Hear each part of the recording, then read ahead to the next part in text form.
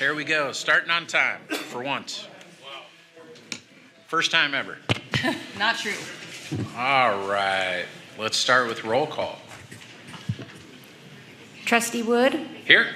Trustee Tarpley? Here. Trustee Brady? Here. Trustee Terrell? Here. Trustee Griffin? Here. Student Trustee Reyes? Here. Superintendent President Dr. Walden. Here. All right, how about Pledge of Allegiance? Why don't we have Haley lead us? Which Haley? That Haley. All right,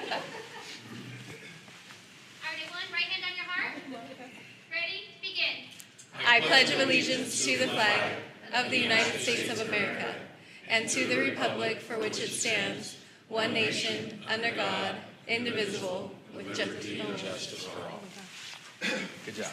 Yeah. How good are you? Super. President Wood, I'd like to introduce Pastor Gwen Taggett.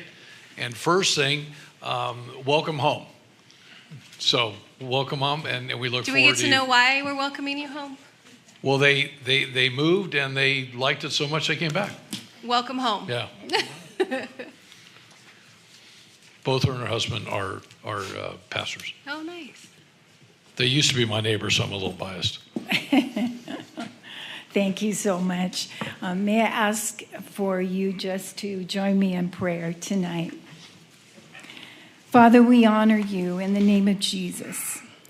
And we thank you, Lord, that your word assures us that we can seek your wisdom, and that's what we do tonight. We seek your wisdom and your guidance for every decision that will be made.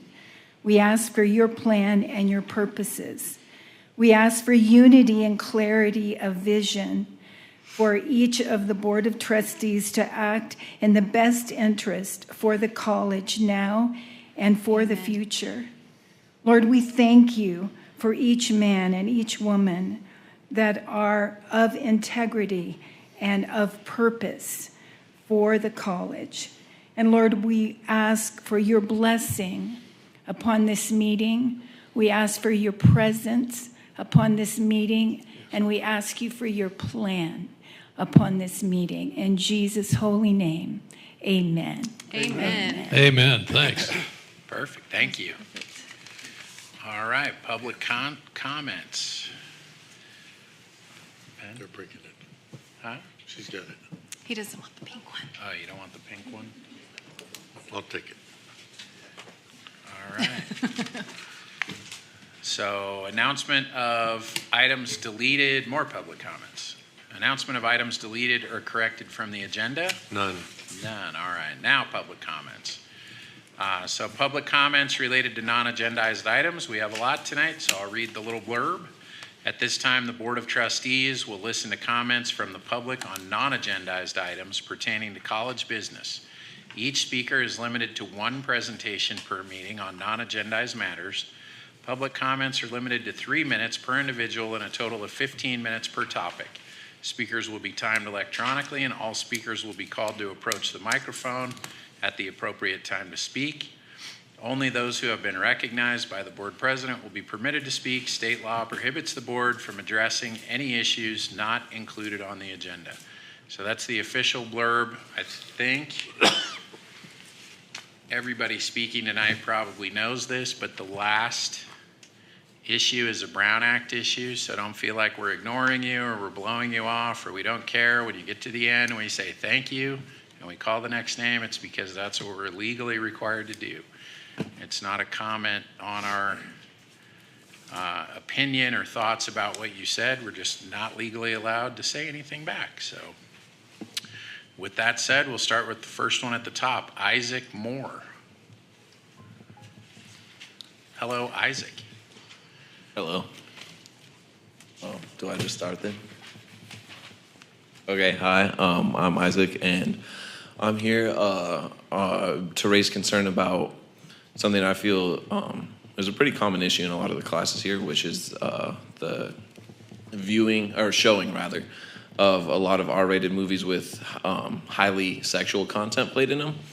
A lot of studies have shown that in our today's society, 3 to 6% of adults, this is from the Journal of Behavioral Addictions, show that 3 to 6% of adults now meet criteria for problematic pornography usage. And on top of that, 70% of young men and 23% of young women report viewing pornography weekly, so pretty good amount. And then on top of that, those said addictions often are linked to high anxiety, depression, and distorted perceptions of like anything sexual, right? So why that's, I feel, an issue and how it pertains to VVC is that when a lot of the classrooms show films that are not academically related to the class per se, that have a large emphasis in sexual material, it kind of desensitizes students at a very young age who are, you know, there to learn, right?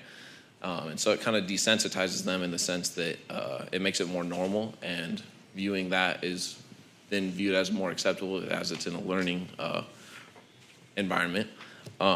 So anyway, yeah, so that's the issue that I raised. But I do think it's important to mention that I do believe academic freedom, like given to the teachers, is pretty important as it's their classroom, right?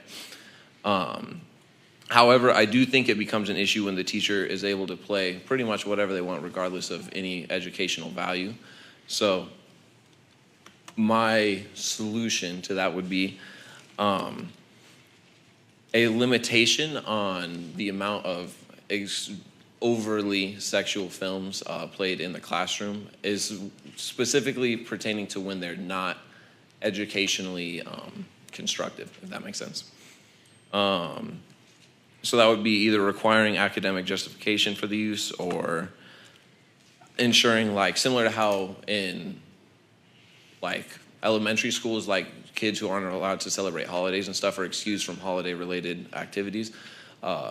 People who do not want to partake in such viewings of things could have some penalty-free way of going about their learning. So that's all. Thank you. Thank you.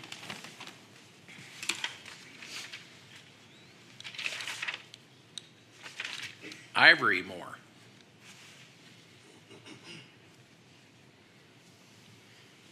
Hello. Members of the board, I appreciate this opportunity to speak about instructional priorities.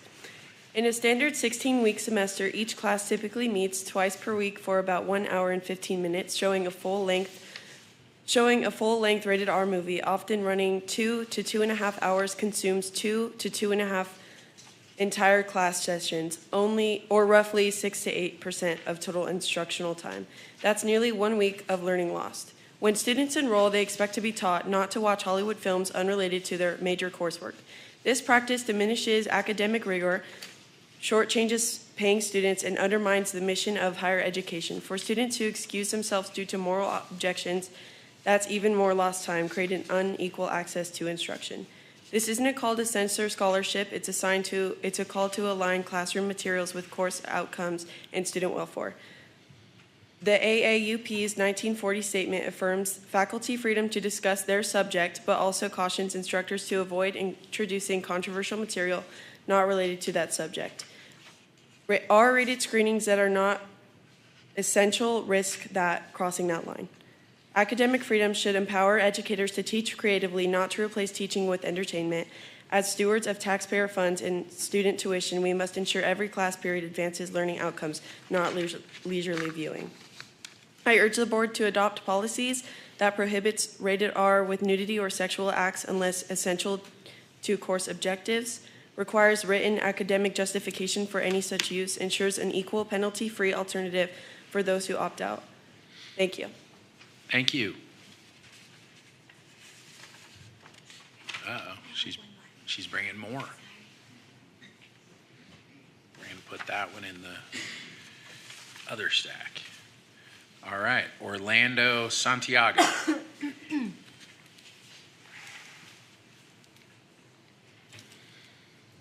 Good evening, trustees. As dual enrollment expands across California, including Victor Valley College, more minors are entering our classrooms, some as young as 15 or 14 years old. According to the Public Policy Institute of California, over 115,000 high school students statewide are now dually enrolled. This means that our faculty are often teaching to both adults and minors in the same college environment. When an instructor chooses to screen an R-rated film containing nudity or explicit content, it places both students and the college in a precarious position. Even if the film is considered artistic, it is still adult-rated content shown to minors. And that has both moral and psychological implications.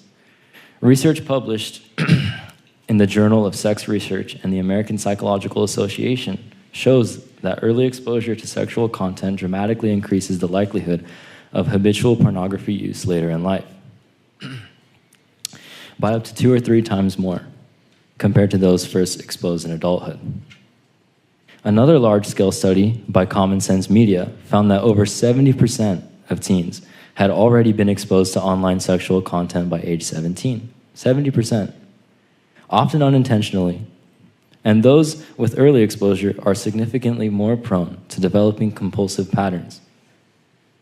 My opinion is college classrooms should not be part of that risk. Showing sexualized media, even in an educational context, can normalize explicit content for impressionable, dual-enrolled students. Some students, myself included, and every one of us who's come up here to speak before, have had to excuse ourselves from class rather than violate our moral convictions. As a result, I urge the board to adopt a policy that does 3 things. 1, prohibits R-rated films with nudity or sexual acts unless essential to course objectives. 2, requires written academic justification for any such use.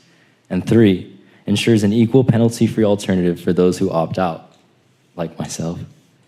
Academic freedom must coexist with professionalism and ethical responsibility, especially when minors are present. Thank you for protecting our youngest scholars. Thank you.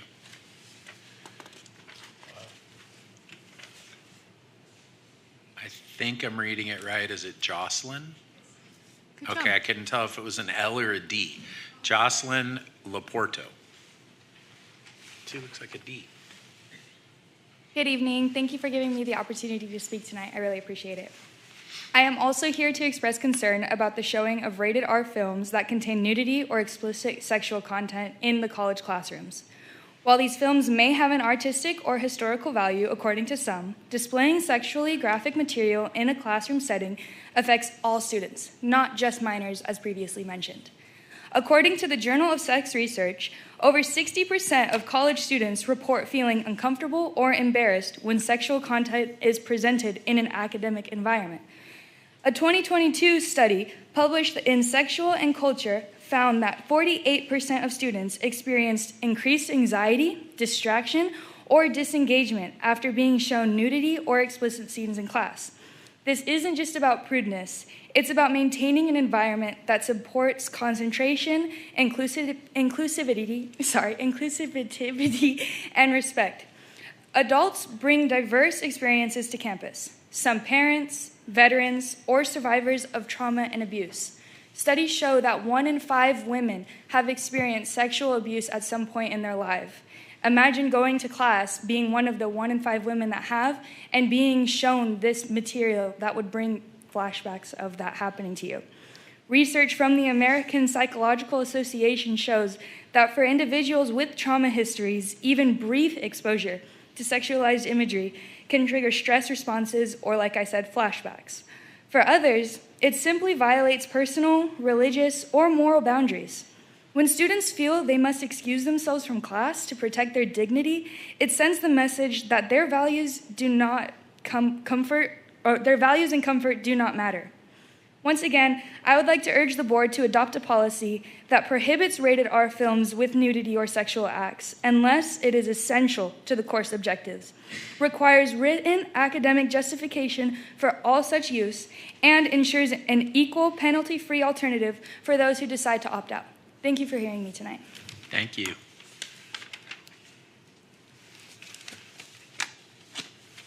All right. How about Kevin Smith? I love your movies, Kevin. Clerks 2 was your best work. One. Clerks 2 was the best. You know I'm a millionaire and I'm up here working. What can I say? Good for the economy. Yes, it is. Good for taxes. Yes, it is. Hello, Dr. Walden. Good evening, esteemed board members. My name is Professor Kevin Smith, not the director I wish. I'm here in support of my brothers and sisters over here, the adjunct faculty staff, in regards to healthcare. And in regards to me, I'm covered. 30 years state service, 4 years in Marine Corps, I'm good. But when it comes down to single mothers, fathers, they need health care. It's a win-win I think, for the community college. And some of the things I'd like to go over you guys with that it's a win-win for. Improved recruitment and retention. That's why I love Victor Valley College. This beautiful lady right here, Dr. Tarango. And she loves me too. I ain't that right, Dr. Walton. Enhances institutional reputation. Boosts faculty. Engagement in student outcomes.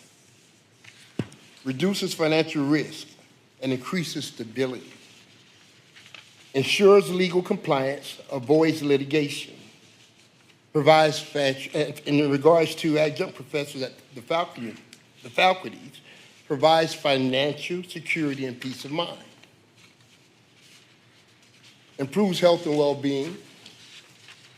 Fosters a sense of belonging and respect. Encourages professional development and growth. Promotes equality with full-time faculty. And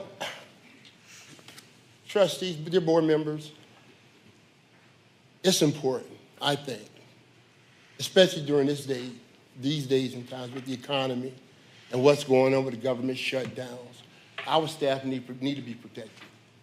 And I'm asking on behalf of our staff, our adjunct faculty, that you please, please consider giving us health care. Thank you for your time. I appreciate you. Have a great evening. Thank you.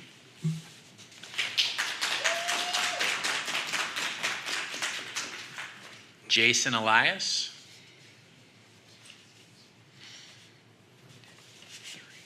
Hello, board members. Dr. Walden, good to see you again. Jason Elias with CFT, a union of educators and classified professionals. I couldn't have said it better than Professor Smith, but I will try. Now, the pastor spoke at the beginning, spoke of wisdom, integrity, and purpose, and I hope that we can all channel that tonight. We currently have an agreement for healthcare that the state reimburses the district at 50%. You have, according to Monica, who provided me some wonderful numbers, you have 23 participants in that program, and you're spending about $65,000. So you get 50% of that money back, which is about $32,500. What can we do with $32,500? You can provide 30 students with $1,000 assistance each for books for who are economically disadvantaged. You could have a new lounge for students. That is money that is coming out of the district. What I am telling you now is that the state has a fund of $200 million that you will be $200 million that you will be reimbursed at 100% if you give people who teach 2 classes full health care, the same health care that your full-time employees get at the same cost. So I've given you an estimate last month that potentially you would have, looking at the trends, 100 faculty participating in this program, and it would cost the district $2.5 million, which you would get back from the state. Those numbers are, I think, wrong. They're too high. I'll give you real numbers from last year. Riverside Community College had 179 participants, and for them, it cost $2.4 million. I estimated 100 for you guys, okay? Southwestern College, which has 99 participants, which is my estimate of how many faculty would participate, $1.1 million. Dr. Walden, your old district, 573 faculty in LA Community College District, $10.3 million, 100% reimbursed back to the district. Los Rios College in Sacramento, 458 participants, $4.2 million back to them. In all, There are about 23 districts, soon to be 24, because I'm negotiating with your lawyer in Antelope Valley. There are about 23 districts who have spent and received back $63 million, which leaves, let's do the math, $137 million to be used. If we don't use this money, the state will take it back. It's money that we can and will use here. Please, please direct your negotiators to provide health care to folks who teach 2 classes. Thank you very much.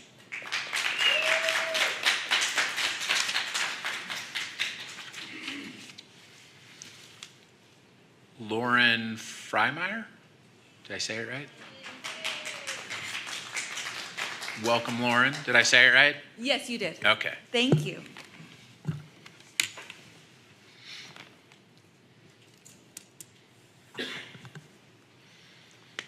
Hello, everyone. President, members, trustees. My name is Lauren Freimeyer.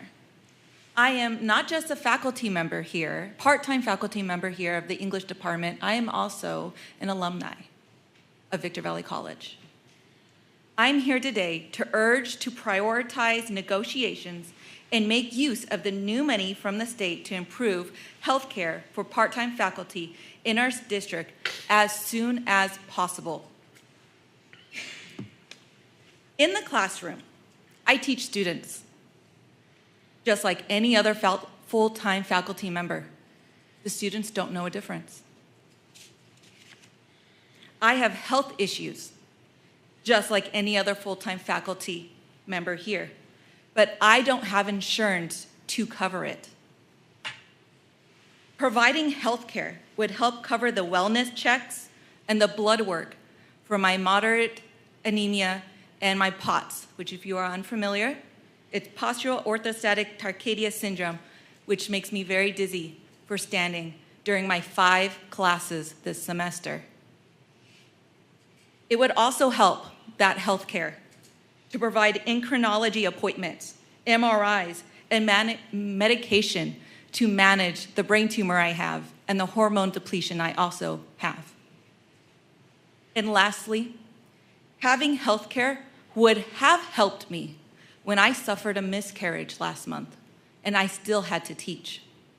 Instead, I had to take out a loan to cover the emergency room services, which I could not afford at the time because I get paid once a month according to the hours that I teach as a part-time faculty member. In the classroom, I am teaching students at VVC. I am upholding VVC ideals, goals, and promoting a safe and inclusive environment for my students. I am suffering without health care. Now you may ask, well, what about ways to provide it? It is not enough that I get paid to provide as the sole income earner of my 5-person family. So, in closing, please accept the state funding and direct your bargaining team to negotiate for full implementation of part-time health care at the team's next session so I may teach healthily in the classroom next semester. Thank you. Thank you.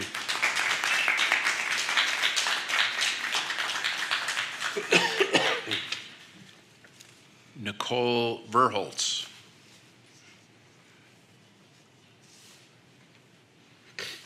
Hello, Nicole. Good evening, board members, President. Good to see you outside Kaiser, President.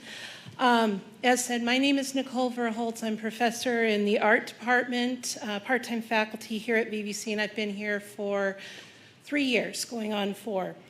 I'm also, like Lauren, I'm here to urge to prioritize negotiations, make use of the new money from the state to improve health care for part-time faculty in our district as soon as possible.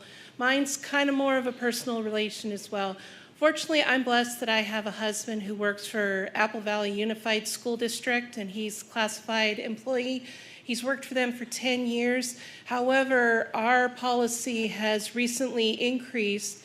Initially, we were having a coverage pay of $98 a month out of each paycheck to cover our family. It is now bumped up to $532 to cover 4 people.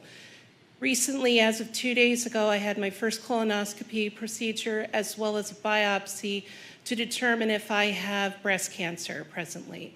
As a result, I'm having to pay a $1,600 copay on the side of that, and I have to be on a payment arrangement because presently I am only teaching 2 classes this semester. This is the lowest I've ever had. And I really, considering my working situation and my husband's working situation, we're 2 working Americans, I really want to assist my husband in this. He's been covering us for 10 years, and he's capped off at his pay range. He's never going to go above $39,000 a year unless if negotiations give him a little higher based on real life costs. Fortunately, I'm blessed to work here. I have loved every minute working for VVC, and I'm looking to grow old with VVC. Hopefully someday get full-time, full tenure if VVC is willing to allow me to have that. But I really would love to have that assistance in my family unit, especially since we're now reaching those ages where more and more medical costs are going to be coming up. On top of which, I want to be as healthy and efficient and readily available to assist not only my students, but other faculty members, other staff members. This is a family community. This is a caring campus. And we need health care, especially with the rising costs of California. And who knows how long it's going to keep going, especially with escalation in costs and pauses. And as said, if it doesn't cost a lot of money for this district and you get the money back tenfold, there's not a high risk. I don't see that. So again, in closing, please accept the state funding and direct your bargaining team to negotiate the full implementation of part-time health care at the team's next session. Thank you, gentlemen and ladies. Thank you.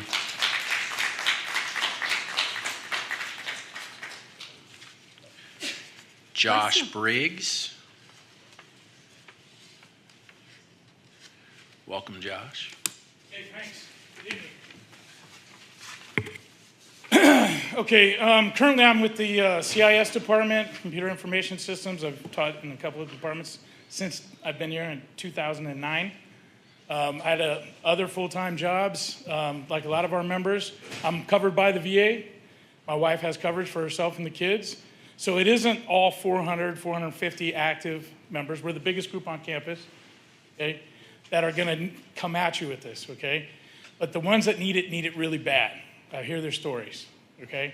And I have personal stories that I could tell about my brother who laid down a motorcycle when he happened to be in between jobs and how that sent him down a spiral when he was put in massive healthcare debt.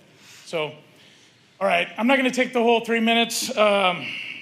Please accept the state funding, direct your bargaining team to negotiate the full implementation of part-time health care at the team's next session. Pretty please. The money. Thank you. So that was 5. There's 2 more. If the board wishes to extend for the last 2, I'll need a motion. Motion to extend. Second. Motion by Brady, second by Tarpley. All in favor? Aye. Oh, I didn't hear you. All right, so we have an extension. Michael Brady. Joe Brady's Brother. Dad. brother? From another mother. Grandson? We didn't put labels on it, you know? Joe Brady. Joe You want me to Brady's punch him? grandson? Welcome, Michael. Well, thank you for taking the time to hear me tonight, board members. I appreciate the motion to allow me to speak. My name is Michael Brady. I've been a part-time instructor in the English department here at VVC for 9 years. I'm here to speak on fully funding healthcare for part-time faculty. Years ago, I didn't have health insurance. I didn't have the money for it at the time. I was trying to begin my career in education. I figured it'd be a temporary thing, and as soon as I was in a better place, I'd get back on a plan. Before I was able to do that, I suffered a fall. I fell hard and landed on my shoulder, and it hurt a lot. And I still remember that when I sat down on the couch right afterwards, I felt my arm pop out and then back in, like a brief dislocation. I seriously considered going to the hospital, but I didn't have the hundreds of dollars needed for an emergency room visit, much less money for any treatment that could be prescribed afterwards. I weighed things as best I could, and my arm was back in place. It wasn't dislocated anymore. And I figured that if I rested, I was very careful, I iced it, did everything I could, it'd be all right. So that's what I did. I didn't see a doctor about it until much later, after I got insurance, because what happened was, even after it healed, I started experiencing times when it would pop out again. The doctors, when I finally saw them, said that it was something called a subluxation, a partial dislocation that never healed properly. I've done everything I could since then, from physical therapy to at-home stretching, and it'll still probably give me problems for the rest of my life. We're at a crossroads, and it's up to you guys to decide which way we'll go. Part-timers make up around 70% of the teaching workforce, and even working at multiple schools and teaching classes in the summer, it can be a struggle to make much more than $50,000 a year. We have the opportunity to provide health care for pretty much every teacher at this school, and it won't cost the college a dime, anybody who needs it. The state will provide for 100% of the cost. If we think about this proposal, weigh the potential harm versus the potential good, we should take the free money. We should never place a part-time faculty member in that situation where they have to choose between going to the doctor and having enough money to get by. That choice can have consequences that can last the rest of someone's life. Please accept the state funding and fully implement the union's part-time faculty health care proposal here at VVC. Thank you very much. I appreciate your time. Thank you.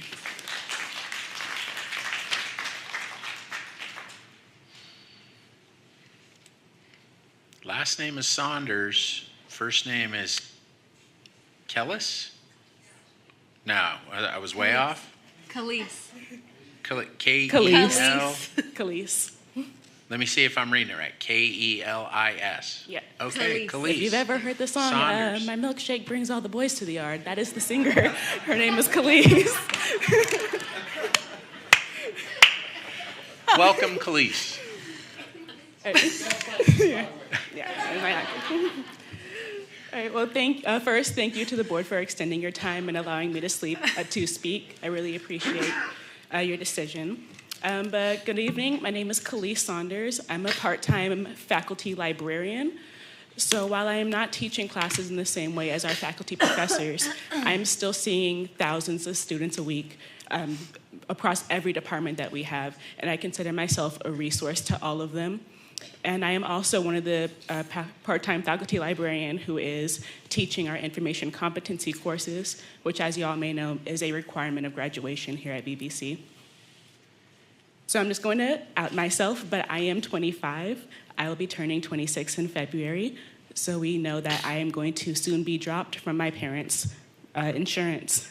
So it is really stressful because as of now, my household income is myself, and I work 2 jobs. I'm also an elementary school substitute teacher, and my disabled mother who is on a fixed income. So I implore you, the board, to really consider giving us part-time faculty access to health insurance. My mother has multiple surgeries coming up that is going to take her time and take time out of my schedule and my income to support her in her recovery. And for my own personal issues, again, I'm 25. I have my entire life ahead of me, and I can't say where I'm going to be health-wise in the next 10, 5, 3 years. On top of my job, again, I am also a substitute teacher. I don't have any health insurance coming in from that avenue as well. I'm completely on my own, and I have to find my own health care plan by the end of the year. So one major incident or anything that concerns my health could be devastating, not just to me, but to my family and to my siblings. I have triple little brothers who are also in college that I also help support on top of my mom. So I really implore the members of the board to consider extending health insurance to all faculty, including the library department, if you could. I really, again, I appreciate your time, and I just like to put this forth And I find this really important to me. And I know I'm a new member of staff, and I have not been here for the same tenure as our other part-time faculty staff. But I'm here putting myself in front of the board, even as a new hire, because this is something I really do feel very strongly about. So thank you. Thank you.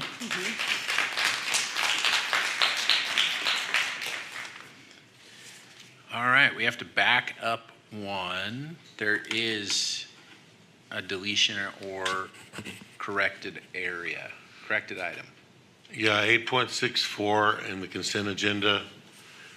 The ending date is not May 31st, 2025. That's already passed.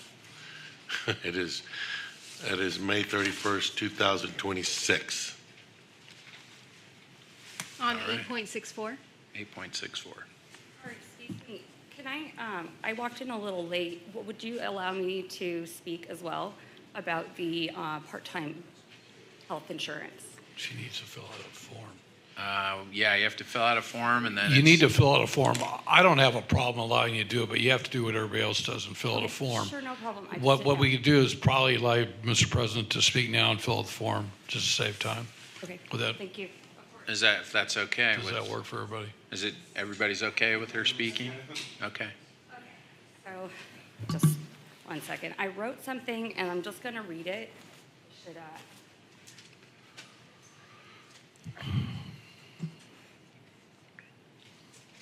Hey, good evening, and thank you for allowing me a few minutes to share my story.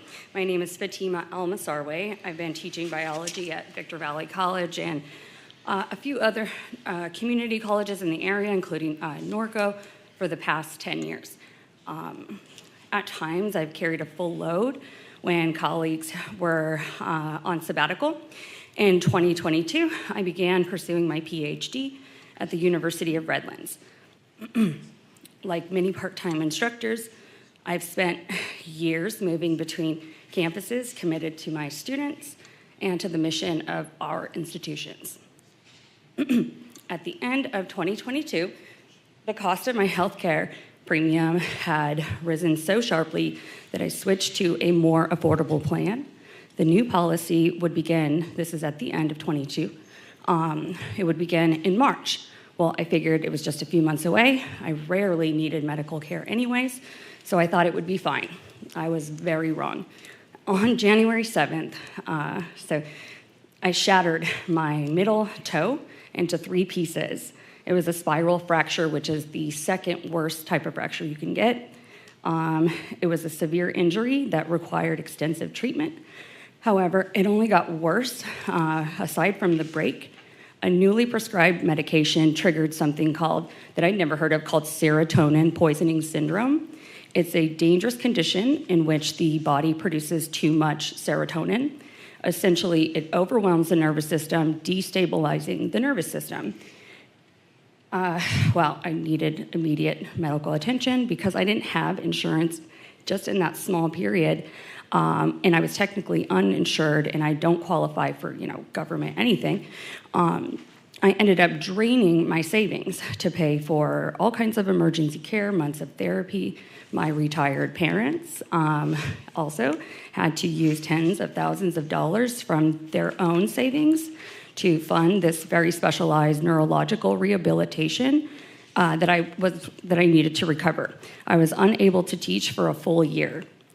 During this time, I kept asking myself, how could this happen while I was teaching for multiple community colleges for over a decade?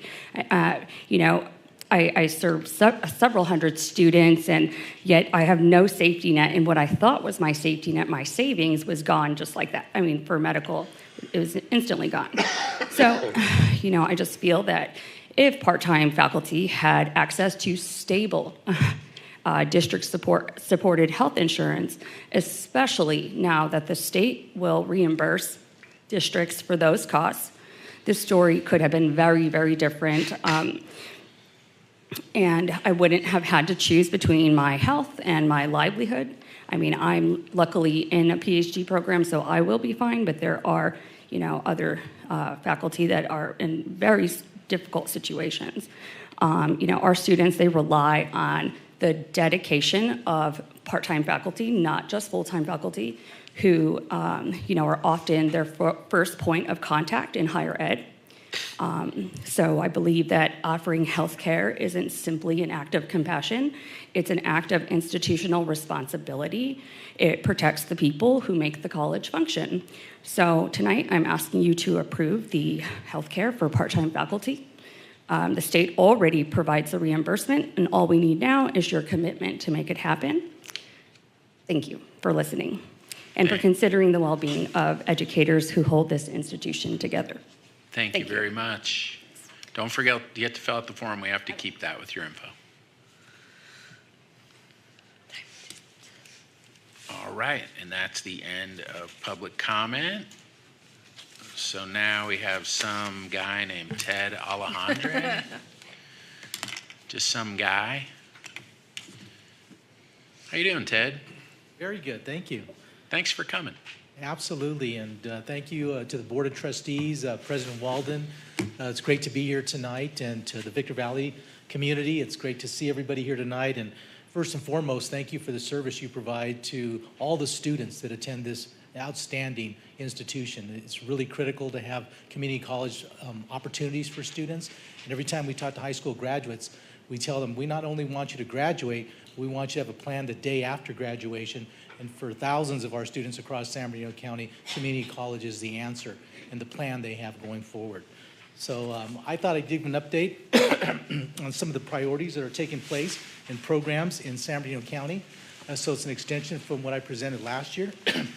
And feel free to ask me any questions as we go through. I'll talk fast because I know we got a busy schedule tonight, but here's a little bit about my background. This is my third term in San Bernardino County. I actually started in San Bernardino County back in 1988 when I finished active duty tour at Norton Air Force Base. Still stayed in the reserves, but I started working at Rialto Unified School District in the business office, and then received a teaching credential, went to San Bernardino City Unified, was a principal for 9 years, then went to Cala Mesa, assistant superintendent there, and this is my 18th year at County Superintendent of Schools, my 11th as superintendent. And it's been an incredible run working with so many great educators. This is my executive team, and I wanted to show you this slide because in an organization with strong leadership, you can do so many things. And I got the best team that I believe any county office in the state of California has. These are our assistant superintendents over the different branches, and I'll share highlights of each of the branch, but all of them are committed to supporting all the students, 400,000 students in San Bernardino County across 33 school districts and 7 community colleges. In business services, one of our most important responsibilities that's mandated by the state is fiscal solvency in all of our districts. So we're required to approve every one of our budgets in San Bernardino County. Before they can spend the dollars, they have to have that approval. Not just with the fiscal aspects of it, but they also have to have what's referred to as their local control accountability plan, and that comes through their ed services area. And once we approve that, then we can approve the budget, but we also have to make sure the budget supports their plan. And so we've been able to certify all the districts for their fiscal issues this last period. Back in the recession is probably when we had our most challenging time. We're out of 33 districts, 10 districts, we could not approve their budgets. And they had to go back and make some significant changes.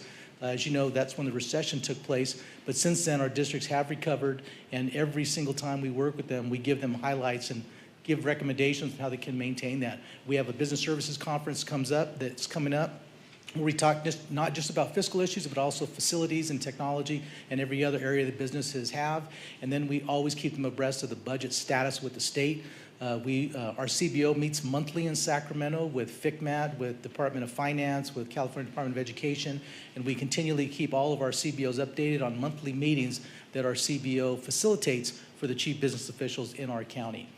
On educational services, we are very proud to announce that we just signed a historic MOU with Cal State San Bernardino for 6 pilot districts, including Victor Valley, here in Apple Valley, here in the high desert, to where the students that meet the requirements for Cal State have direct admission into Cal State University. And so that's wonderful to have in place. No more barriers with applications. They can go directly there. And that has a big impact, especially on our AVID graduates, because we have the largest cohort of AVID students anywhere in the country. So students that can and are successful in going to Cal State have that direct admission, and we want to increase that.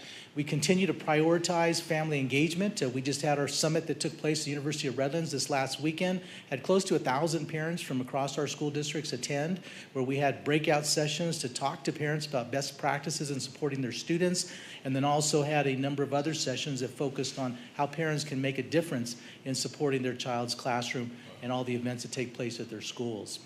RIM's Avid Impact Award included districts from the high desert. For those of you that are familiar with our RIM's Avid program, I mentioned we have the largest cohort in the country, but I just want to leave you with one statistic with Avid. Across the state, students that are eligible to go to a four-year university, a Cal State or UCI, have to meet what's called the A through G requirements. So there's 15 high school courses, and about 50% of the students across the state, similar to our county, meet those requirements. That means the other 50% do not, and they cannot go to Cal State. Certainly, they can come to the wonderful community colleges we have in place, or they can get an apprenticeship or some other type of certification to start working in some of the industries. But when students go through our AVID program, 96% meet A through G requirements. And that's why that MOU is so important, because now they just can go directly in without having to do the application process or have barriers that prevent them to go to college. So AVID is an outstanding program that is in place in all of our districts and continues to grow, not just in high school, but also middle school and elementary school. And then student events. I have to encourage everyone to consider attending our student events. It starts with mock trial next month, and then it goes into academic decathlon. We then go into our science and engineering fair. We have our history fair. We have our performing arts showcase. We have the best honor bands in the county, one that takes place here in the high desert and one over in the University of Redlands. But when you see students involved in these activities, it really inspires us because students have so much to offer. And I'll show you a quick videotape on our student events.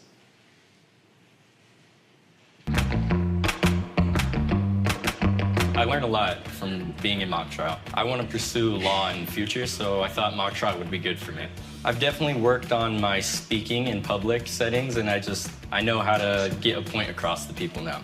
It makes me happy. I hope to do it someday, maybe as a future career, who knows? But I know for sure it's fun for me, it helps me out, and it just brings me joy. It feels like a true privilege to be able to share your voice with our community and with our elected leaders. Being able to work with people from various backgrounds with one set goal in mind. You learn a lot about other people's backgrounds, what they have in common with you. Individually, we're only so capable, but as a team, we're actually able to discover so many more things and come to so many more conclusions, so it's truly remarkable. I created a website on Claudette Colvin. I have never made a website before, so that was definitely a first. It feels amazing. There's so much that's been contained and about myself that I've learned from academic decathlon. Beyond learning how to speak with others, it's also just the friends I've made, the study skills I've gained, and also just a large breadth of memories for me that will stay with me for the rest of my life. I was so excited that I was able to bring it into this Young Artist Gallery. It made me so happy. I took pictures with the frame at school with everyone. This is a very different experience compared to normal wind ensemble, symphonic band, marching band, jazz band. I think that more professional attitude, that was very valuable to me. The studying is kind of hard, but once you get the words down, it's really fun. It felt good winning, and the competition was good, and I hope to win again. I was very casual in the beginning until I joined the esports. I'm very glad that I'm making this progress and learning that I can get scholarships from this. Gaming is now not just for entertainment. Now it's actually something you can go into a career with.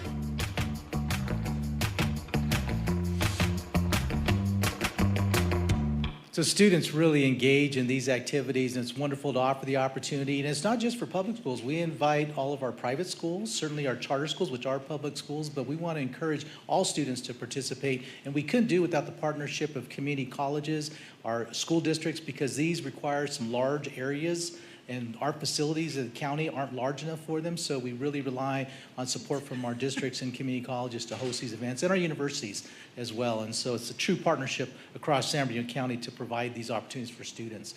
And human resources, I have to share, this is one of our branches that almost doubled their budget because of grants that we received to build a pipeline for teachers coming from paraprofessional positions. We have a lot of paraprofessionals in San Bernardino County, and they become some of the best teachers because they have the direct experience working with students in the classroom.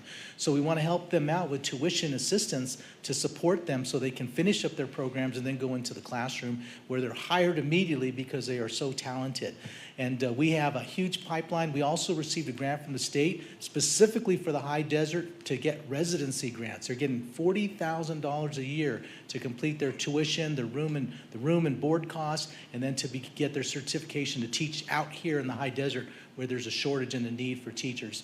So that Grow Within program that we have has really built up that population. And then we like to recognize our teachers. We just finished our countywide Teacher of the Year program, honoring 4 teachers from different districts in the county to get that recognition and then compete at the state level, as well as supporting all of the teachers and the paraprofessionals in county schools to get the Teacher of the Year program.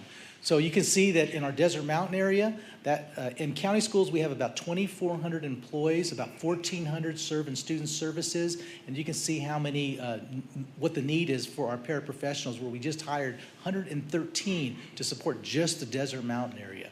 So it's a pretty big program. Innovation and Engagement branch, we have a number of programs that have been built upon because of funding from the state and grants. We have the CYBHI, which came with millions of dollars to support the community schools that are in our county and to support the behavioral health, the mental health, and some of the other needs that we have with students. I can tell you that when you look at the funding model for the state of California, which we're in our 11th year of local control, every district gets the same amount of money per student, but then those districts that have economically developed disadvantaged students, foster youth and homeland, gets what's called supplemental and concentration. So you could have a $6,000 difference per student from a student in San Bernardino compared to a student in Altaloma or in Etiwanda.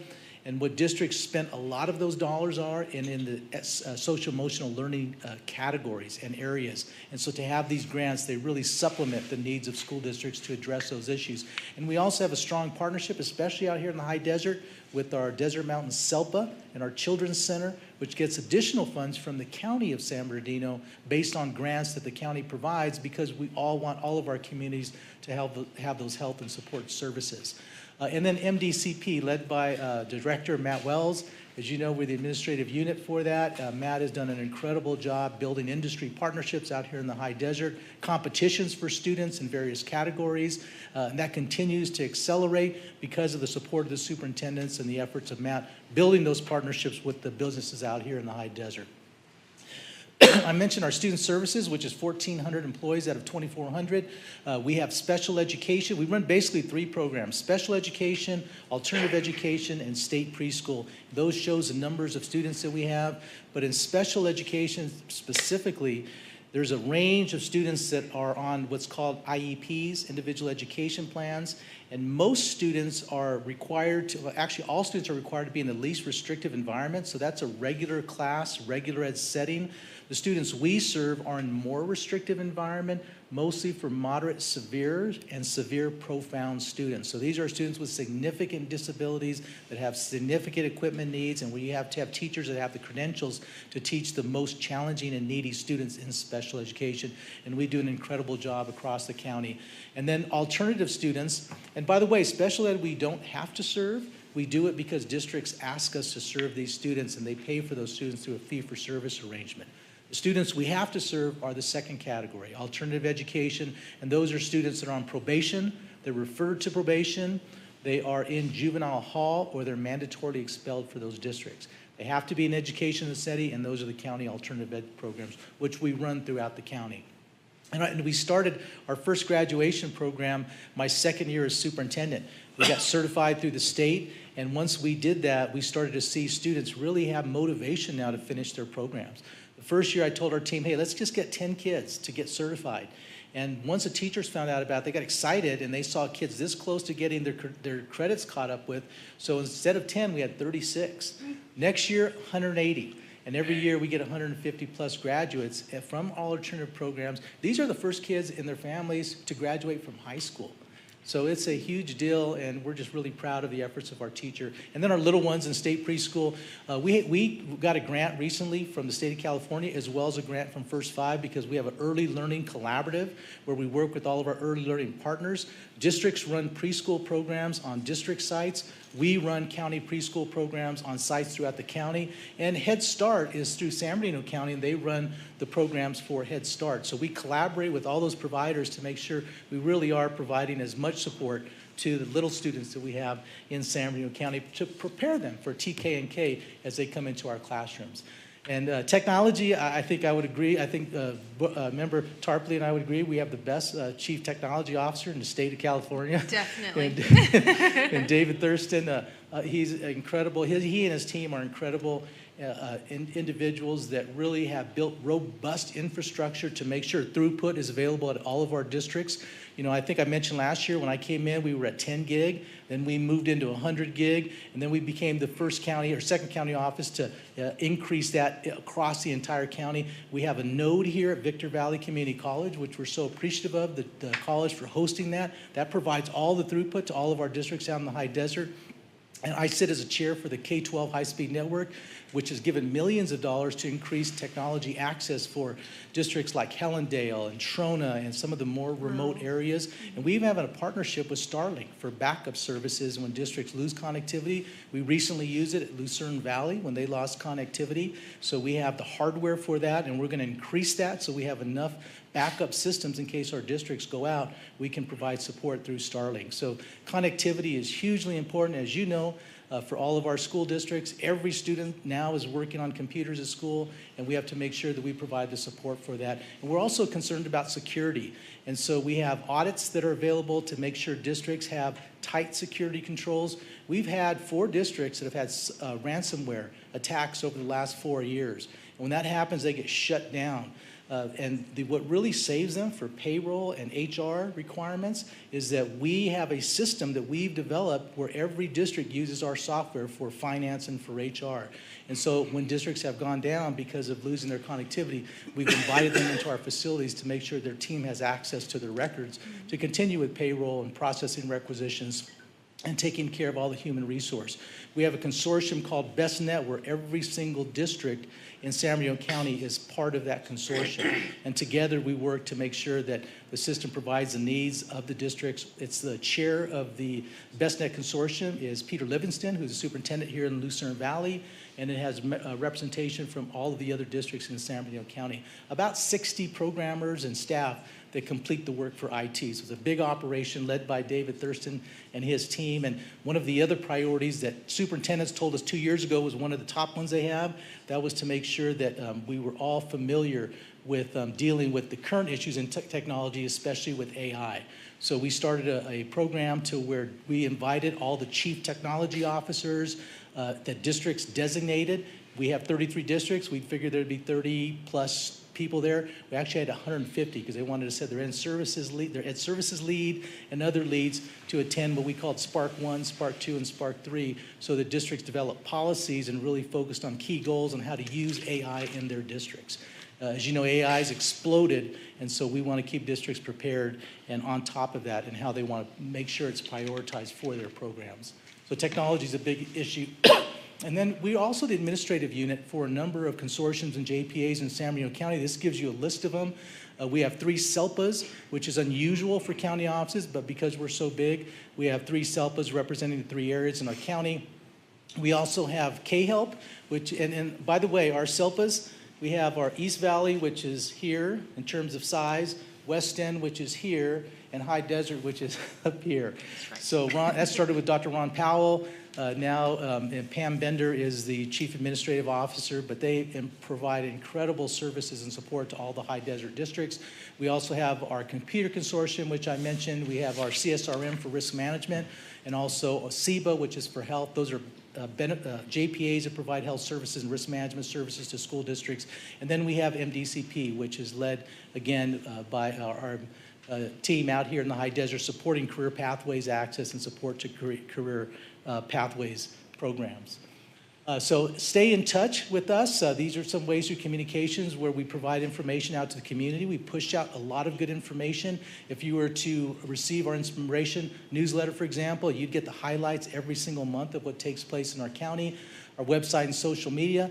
And we also went into a collaboration with KVCR recently. So I think we're in our 4th month where we provide them with, there's a couple partnerships with KVCR. One is we have reading segments. We're in our 4th season, so it's based on literacy, and we utilize our early literacy platform that's available to any parent in the county called Footsteps to Brilliance. The numbers show that we're over 10 million books that have been read by students through that platform. When we looked at our initial goals, getting a book in the hands of every kid, 400,000, so 10 million, we've far exceeded that. But KVCR also wanted us to let the community know what's going on in our school sites. So every month we give them a little short segment that they play in between their programming to let the public knows what's going on, and I'll show you our most recent one. As a public service, KVCR wants you to know every day at San Bernardino County Superintendent of Schools, we are empowering students to succeed. Our seal of biliteracy enhances students' college applications and opens doors to diverse job opportunities. Through AVID, we're giving students the tools to soar academically. And our career technical education pathways help lead our students to fulfilling, in-demand careers. These are just some of the transformative programs we offer. We're also nurturing the whole child, supporting their social emotional development, and providing expanded learning opportunities beyond the classroom. Because we know that well-rounded students grow into thriving adults. SBCSS is helping to build a brighter future for San Bernardino County. Learn more about the innovative ways we're shaping the next generation at sbcss.net.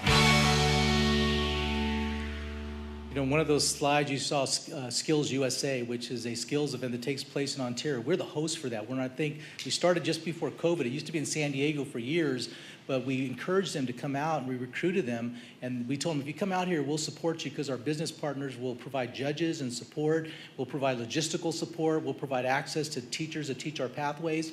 So they came out here and they've stayed ever since. So to go from San Diego to come out here, that's been a positive. And Apple Valley is always one of the leaders in that event. That's where you see the construction crews that you saw, but you'll see electronics, you'll see all the different culinary, cosmetology, construction, plumbing, everything. All the skills you can imagine are competing out in Ontario at the Convention Center and schools and districts throughout the region. So it's been a wonderful event because we know that when those 50% that don't meet A through G, we want them to attend community colleges. And if they're not attending community colleges, we want them in apprenticeship programs. We want them working to get trades that's going to pay them good money. And if they have that plan, then our students can be successful no matter where they strive and where they want to continue with their careers. So it's really a true partnership with our school districts and our community colleges, and Dr. Walden has been an incredible partner with us throughout the journey and continues to be that, as well as everybody here at this fine institution. So with that, I'm open to questions if there's time, but again, I appreciate the opportunity to give you an update of what's taking place in San Bernardino County. Yeah, I have a question. Thank you for a very robust presentation. I always enjoy your presentation. So it was really good. But I was reminded when I heard about the MOU, I was reminded about an article that I recently read about SB 640. And so I wondered if this program, the MOU, grew out of that. But I was kind of wondering, because it's my understanding that SB 640 doesn't roll out until 2027 or something like that, but it has the same intention, right, for students to have greater access to the CSUs. And when I read the article, I immediately started thinking about our students from underrepresented communities, right? And I wonder what the county would do to ensure that those students are both academically and financially prepared to be successful once they get there. Right. So, and you spoke to the AVID piece, and we all know that AVID is really, really good and very useful tool in helping to ensure that students are successful. But I haven't heard what will happen in the way of finances, because we all know that college is expensive. Even if you have scholarships, if you're away at a CSU, then there are expenses that you may not have counted on. So what can you say to that end? Well, and I think that's where Avid has been so successful, because they really provide the details necessary for students to plan to attend college, going through every piece of it, the application process, the financial aid process. They make sure that all the students go through the financial aid requirements to see what's available for them and where they need that support. Scholarships are always a positive thing. I think, like for me, for example, I went to high school. I didn't think I was going to college because my parents didn't have funds for that, but I delivered newspaper and got a Frank Gannett newspaper scholarship. This is back in '82. It was $4,000, which was pretty good back then.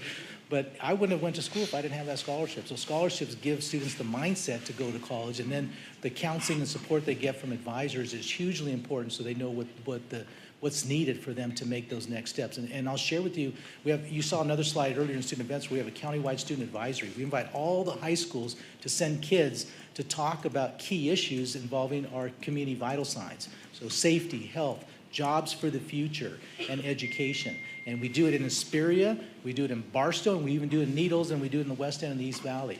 But our kids always tell us, and we ask them, what do you need from us to not just help you graduate, but have that plan the day after? And they always tell us they need more positive adults giving them information. So who can provide that information? I had a young lady from Eisenhower High School that when we asked her the question, she goes, I always was good in school. I always got A's. And I told my dad I wanted to go to college, and he said, well, you need to find out from school because I don't know what you need for college. Right. And she said she started asking questions, and her counselor said, you need to get into Avid.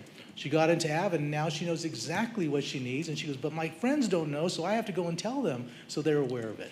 So those are the reasons why I think students who want to go to college may not get theirs, because they don't have that individual support that families of means may have, but families without means don't have access to information and opportunities, and that's what we want to increase. And when we do increase it, those numbers go up. Awesome. Thank you, sir. You're welcome. Doctor, one thing, I think you're one of the best assets in education we have in our county. Thank you. Two, I think Mr. Nixon, that Norm that works with you is a great asset. Lastly, I try to attend every state of the county presentation. I think you were there, weren't you? Yes. The students what I remember this year was those 6 students and their presentations. That I think was an incredible idea, and I want to acknowledge the work that you did with the county. That was really pretty cool. Thank you, and I really want to acknowledge Chair Rowe. She really wanted to have students be a major part of it, and so as we had some conversations with her, we said we could provide the students if you're interested in having them present at the state of the county. And she said, great, let's do it. So we worked together. That's the only thing. That's the only thing I remember was the students' presentation. I didn't remember all the other electeds' presentations. The students really did a great job. That's one of the things I really enjoy is the student ambassadors when they come out to the chamber, and they're very well prepared and they speak very well. Gives them great exposure to the community. Absolutely. There's one. Who's the one from Phelan? The student from Phelan. Do you know, Steve? I don't recall the name. There's a trustee out there. I mean, he's in high school, but he talks like he's 35 years old. He's very polished. Okay. I mean, he's almost like a politician. You know what I'm talking about? He's the first one that let off. You're putting him on the spot. No, no, he was the first one that let off. Yeah, it's fine. Okay. All right. It's always great listening to our students, though. I mean, in our county advisory that I mentioned, these kids are phenomenal, and they come up with some great recommendations. Remember, group in Barstow, we had on our because when the kids look at an area of interest, see, when they all come in sitting with their schools, and then we mix them all up. So we'll mix up, Apple Valley and Hesperia and Silver Valley, and all the districts. And so the kids really enjoy that interaction with kids they don't know. And then we say, here's the areas of interest. Where's your interest? And they group together in like interests. And then we train them over the next couple of meetings on how to put together a PowerPoint that talks about the problem and talks about their solutions. And the teachers accompany them, and the teachers even tell us, I love this because I never hear my students talk like this. This is something that's pure. It's something that they come up with. And when they give ideas at the very last meeting, we have them present their PowerPoints to elected officials from school districts, and you're certainly welcome if you're ever interested in being on the panel. We have them to community leaders, law enforcement, and others, and these kids just come up with a great recommendations on how to improve their local communities. And board members and districts have actually changed policy to address some of the students' needs, and so it's wonderful to see that, but we know this future is theirs, and what can we do to facilitate an environment that's going to help them be successful? Ted, I want to say the last 7 years that I've been here as president, you've been a great partner to Victor Valley College. you include us in everything that you're doing. I've always tried to go to your summer retreats and have enjoyed those as well as other events. We're going to miss you. I understand you're not going to go out for another beating. Right. I'm not going to run again, and so I'll continue until the end of the term, which will conclude in January of 27. So it'll be Well, three at least we'll terms. have you for a little while longer then. Thank you. But thank you for being here and for all that you've done to include community colleges in what you're doing. Some of the parts of the state just ignore the community colleges, even though we're all in Prop 98 out of the same pot. So thank you for making us feel like we're part of the system. No, absolutely. Again, community college. One thing I didn't mention was our dual enrollment. That just continues to increase. I spoke at the state conference this year, and they talk about the numbers in our area, including some of the middle college high school program, for example, in San Bernardino City Unified. But when students understand the value and of a community college and how they can transfer to university if they intend to do that, it is hugely important resource. In fact, my first degree was an AA. It was from the Community College of the Air Force. I had units that I was getting credit for while I was on active duty, but I couldn't complete it until I took courses at Valley College. And that gave me that AA degree to start off and then continued on for a bachelor's, et cetera. But community colleges are a wonderful resource in San Bernardino County. I'm sure incoming president, President Tarpley, or incoming president next year, vice president this year, will figure out a way to get you to come up here sometime next year to present. I got a guy. Yeah. She's got a little bit of pull, I think. Love to do it. Always appreciate giving the board updates and always appreciate our partnership and collaboration. Thank you. Thank you so much. Drive safe. Thanks, Ted.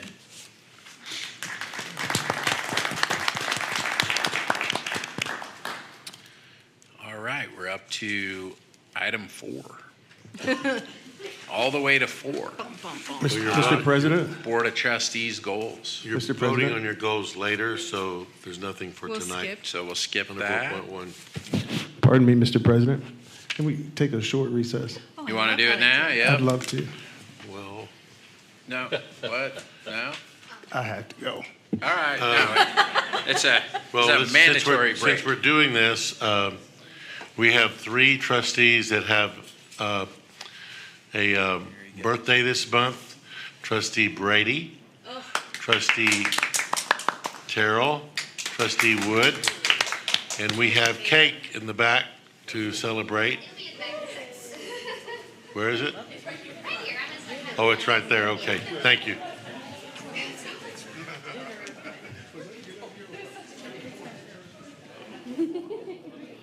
I know who I'm following.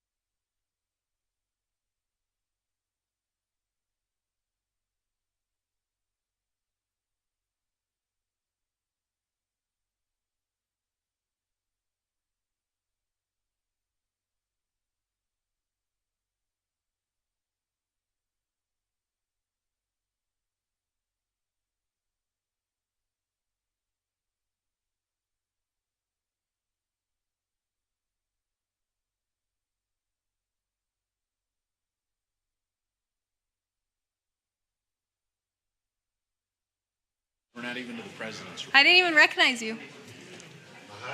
That was my favorite PIO. Brandon. I saw that. That's hilarious. What?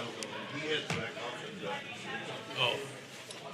But I appreciate it. Robert In my head, you are. I mean, if I am, they should change my salary. My first boss gave me a title. So Not belated. 26. I'm the 27th. We're in the future. She's the 26th. I'm the 27th, and my granddaughter. 2 weeks All from right. yesterday. Are we going? Are we all here? Yeah, let's go.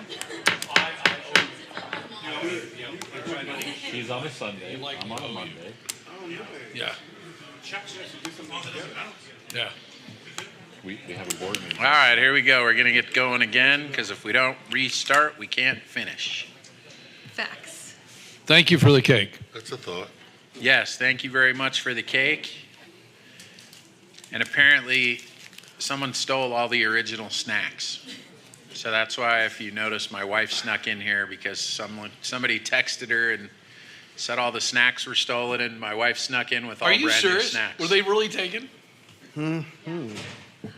Police report. Right. Wow. What kind of security do we have in here? Sounds like we need a. Wow. Maybe they Yeah. took it. So the Maybe usual they took it. the usual snacks were there, and I don't know. Then they weren't. Right. So yeah. Well, Well, they just needed it more than we did. That's there we go. So, and as everybody can see, my wife brought The good 10 snacks. times more snacks than she should have. So please take snacks to go. Thank you. We love you, Mrs. Wood. Kathleen. Take another plate home.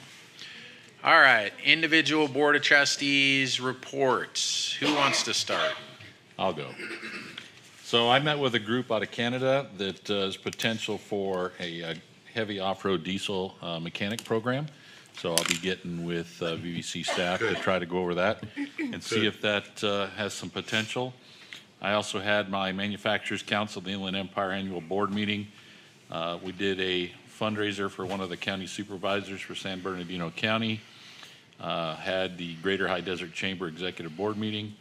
And probably the most fun one was I attended a summit for Advancing California Apprenticeship with Riverside and San Bernardino counties down at the Riverside Convention Center. And then I also provided a tour for a group of students for options for youth. So they start off unexcited, then they get a little excited about seeing big things blow up. Go see Eric Schmidt. I'm excited. I want to go see this now. Yeah, well, let me know when you're available. I'm into it.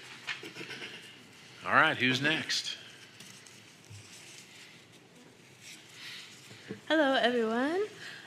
So for September, I attended the September 11th Memorial, and I do want to shout out that Vice President Trustee Tarpley was there, as well as former trustees, both Pinkertons, and then former Trustee DeVericus was also present. So it was pretty amazing to see. Okay, Trustee Griffin was there. I don't think I got a chance to say hi to you, but thank you for coming. It's always a pleasure to host that event with ASB and placing the flags and just showing that we honor those that passed away. We also had a Hispanic Heritage event with ASB and Unidos. That was an amazing event as always, bringing out the community. Setup went just as fast as cleanup did. Usually like with our Appy event where it's a little later that we got out, but we got out pretty fast with that one. Everyone pitched in. We have our Trunk or Treat event October 25th from 4 to 8 p.m. This is usually to be the biggest event of the year, so definitely come out. And then the Child Development Center is having their Fall Festival on October 31st, and we're expecting a little over 100 kids to participate and their families. So we're really excited for that. Thank you. All right, want to keep going down the line, or? Had the pleasure of working with Dr. McKenzie and staff on, we had the wastewater industry in for lunch. Very, very successful. We had, 30 people? That was good. And with each one of these, I just think that they get better. Dr. McKenzie, I don't know how you remember every program that we have. I mean, without even looking at the board, she's got it. Got a rather odd phone call today from somebody who I've known for a long time Her name's Carrie Rogers. Carrie she's done a lot of work in economic development throughout Southern California, has worked in government, I think, all of her life, has had multiple companies that she's been involved with, but she's been working recently on a program that would better connect students in an intern position trying to get jobs with local government. And said, do you think VVC would be interested? And I just said to her, send an email, send to Dr. Walden. He'll work with, I'm sure, Mackenzie. But yeah, it's a great program. I guess the government's starting to worry that they're going to run out of workers. So, and they pay well. So that's my report. Jen?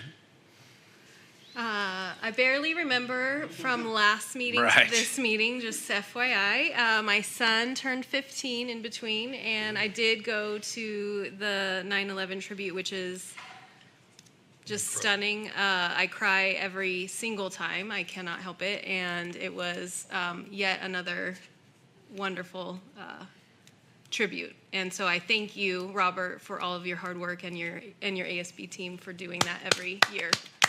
It's a lot of work. And that is all. President, I just want to say Dodgers are leading 5-1, bottom of the 8th. Sports ball. Right. Dr. Griffin? Okay.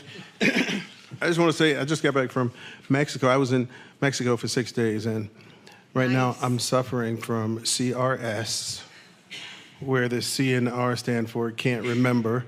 And, right? So I really can't remember, but I'm glad to hear you say about the 9/11 tribute. I was there as well, so that was very, very good event, very well organized.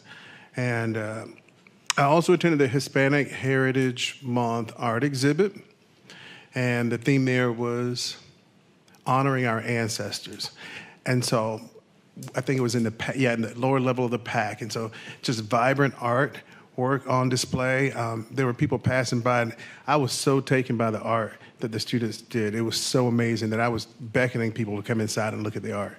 And it was really, really good. But one student stood out in particular. I think her name was Vanessa Gomez, and she had a number of pieces there, but one in particular caught my eye, and it was something, I think it was called Dias, God, I'm going to say it wrong, Dias de la Muerte. You guys know what I'm trying to say, right? But it was a huge picture, and it had the woman, and well, you guys know what I'm talking about. It was like a skeleton, but it was beautifully done, and it just stood out to me. And she had other pieces there as well. And another student had really good artwork there as well, so that was very memorable. What else did I do? I really can't remember. I attended an Emoja town hall meeting where students expressed how they felt about the lowering of the flag, and there were admin present as well. A couple administrators were there as well. And so I expressed to them, as I'll say here today, is that I view my role as a trustee as one, to bring information back to the board so that we can do the work that's necessary. But what they were actually taken aback by was the lowering of the flag and what it meant for them. They felt that their feelings were dismissed. And so I have spoken to Dr. Walden. He was incapacitated at the time. Can I say that? He wasn't around at the time, but I brought the information back to him. But I'll say that I was very happy to find out that he already was aware of it, and he was already putting some things in place to address it so that students don't feel that way in the future. So what turned out to be a concern turned out to be something good, a teachable moment. And that's about all I have. All right. I don't know. Mackenzie, remind me. Was our meeting before the last board meeting or no? It was in between, right? It was after. Okay, so I didn't report. I didn't. Yeah, right. I can count it. I can report out on that. So we had a lunch meeting. The juvenile judge up here that deals with the entire juvenile court. There's one courtroom for all juveniles up here. She is the hugest supporter of VVC. She now has a Rammy on her bench, so it's proudly displayed. Not a Lammy, no. She didn't rate a Lammy. Only Joe gets Lammys. She got a Rammy that she proudly displays up there on her bench in the courtroom. We've actually been running on some homemade kind of flyers, and part of the luncheon was to figure out how we can have a partnership between the kids who are involved in court, juvenile court, and the college for training, and potentially having them do, instead of doing just community service hours, covering that with classes that they could take here. And it was, the lunch was awesome. Judge Morgan is her name. Judge Morgan has just been out of her mind since that lunch, coming up with ideas, and every single kid who comes through, we've kind of photocopied off our own flyer until we get the official flyers that I think are on their way. And she's passing them out, and so I'm sure Aubrey's phone is blowing up and Aubrey's email is blowing up, because she is telling all of the kids, probably 10 to 15 kids a day, you're going to contact VVC, and when you're next back here in my courtroom, you're going to tell me about what happened with your contact at VVC. So she is using her powers of persuasion to get even more young people on the path to higher education. So that is an excellent thing that is just in its infancy, but I cannot wait to see where that goes. Let's get her a jacket.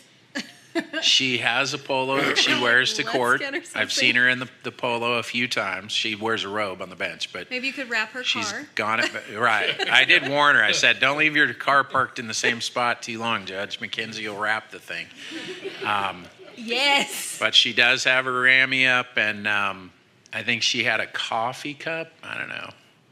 A little elf in a pink shirt over there might have given her a little swag bag of stuff. I'm not quite sure what all was in there, but I have seen her in a VVC polo, and I know that she does proudly display Rammy. So just can't wait to see where that goes. On the horizon, I'm heading out to New Orleans for Dan's big presentation. So I intend to sit in the crowd and heckle him and make faces and ask Over the presentation. Ask questions, zinger questions from the audience during his big moment in the limelight in the national conference out there. So looking forward to some good things in the future. And I'm going to stop him from doing all of those things, or attempt. Impossible. Good luck. Joe. Impossible. Yeah, so the National Association of Community College Trustees event is next week in New Orleans. We have 3 trustees going: Trustee Brady, Trustee Tarpley, and Trustee Wood. And so Trustee Brady, myself, and Dr. Todd Scott are presenting at that conference on how that we were able to turn Victor Valley College around. And so Joe's going to give a little bit of a synopsis of what it was like in 2011 when he got on the board, and then some of the issues that they had to deal with, and then how bringing on Dr. Wagner started changing and stabilizing the college. And then Dr. Scott and I will talk about all the wonderful things we've got going that have caused us to become the fastest growing community college in California, and one of the fastest, if not the fastest growing in the nation. It's just that when you're on the national stage, you got to be careful about saying you are the, right? Because somebody might have some information. I plan on saying that we're the best community college in the country. The best, we can get by with that. Yeah, do it. So And then we got the best trustees in the country. looking forward to that. We're going to, Dr. Scott and I are doing that same presentation with a little bit of a modification at the CCLC conference in November. And then also in earlier November, I'm going with a group of people, and I think it's Pablo. Where are you, buddy? Are you presenting with us there? Yeah. Anybody else here doing that?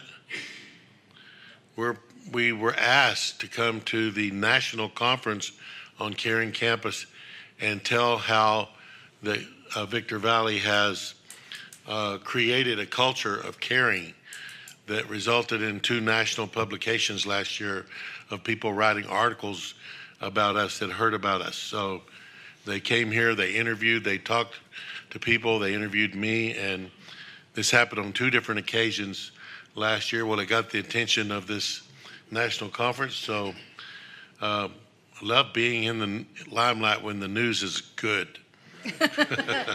Right? All right, so right now we have a facilities report. Dr. Vreeman.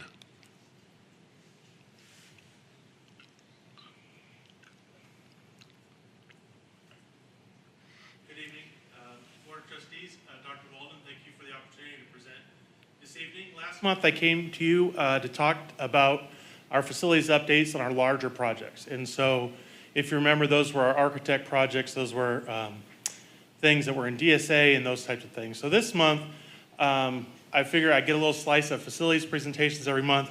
This month I want to talk about some of the access work we're doing around the campus.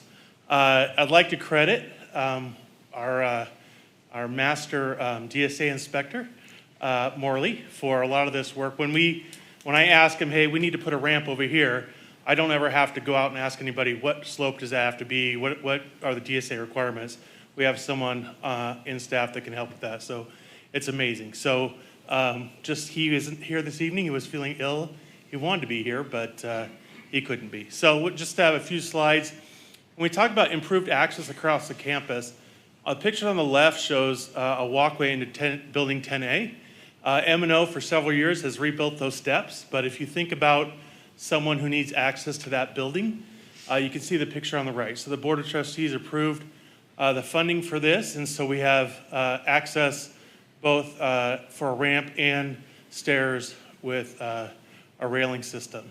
And so this is what it looks like now. So when I talk about access this evening, these are kind of the things we're talking about. So right around the north entrance of parking lot A, we've also put some curbing in, adjusted our slopes on our ramps so that students who need access to get around campus are able to do that. And you might ask the question, why wasn't this done in the beginning? Access is required the year that the building was built.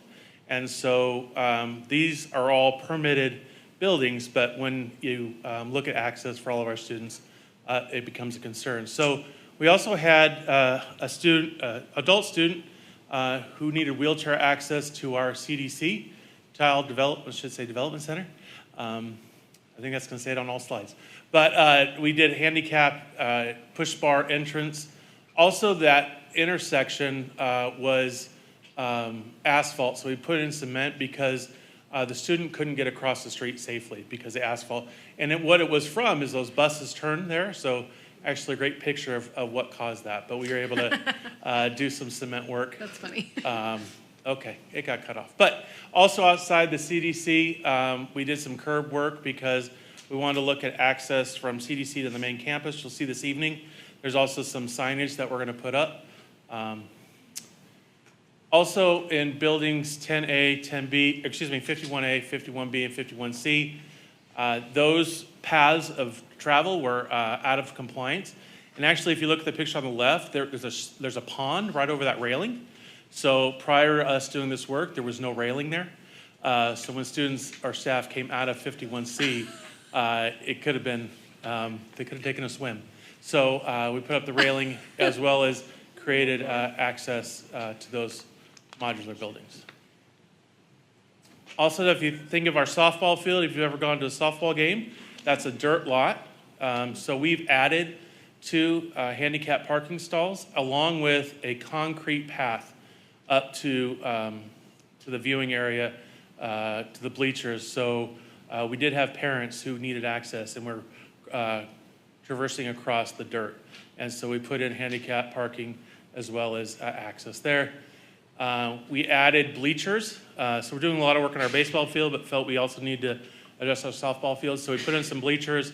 And as you can see, there's some handicap accessible seating, as well as a new water fountain, and that's also ADA accessible with the offset of the water fountain. So those are two additions that we did down the softball field.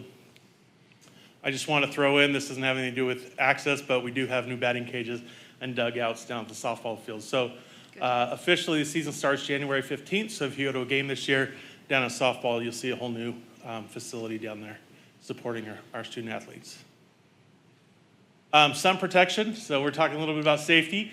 I call this sun protection, but really we got our lower campus shade structure and our benches up. So students, this was on a cold, rainy day, but if we were in the sun, we had several students using that access. And then as the board has approved new gators and electric vehicles for the maintenance and operations department, so have we had to add storage, where actually there's a board item to expand that storage.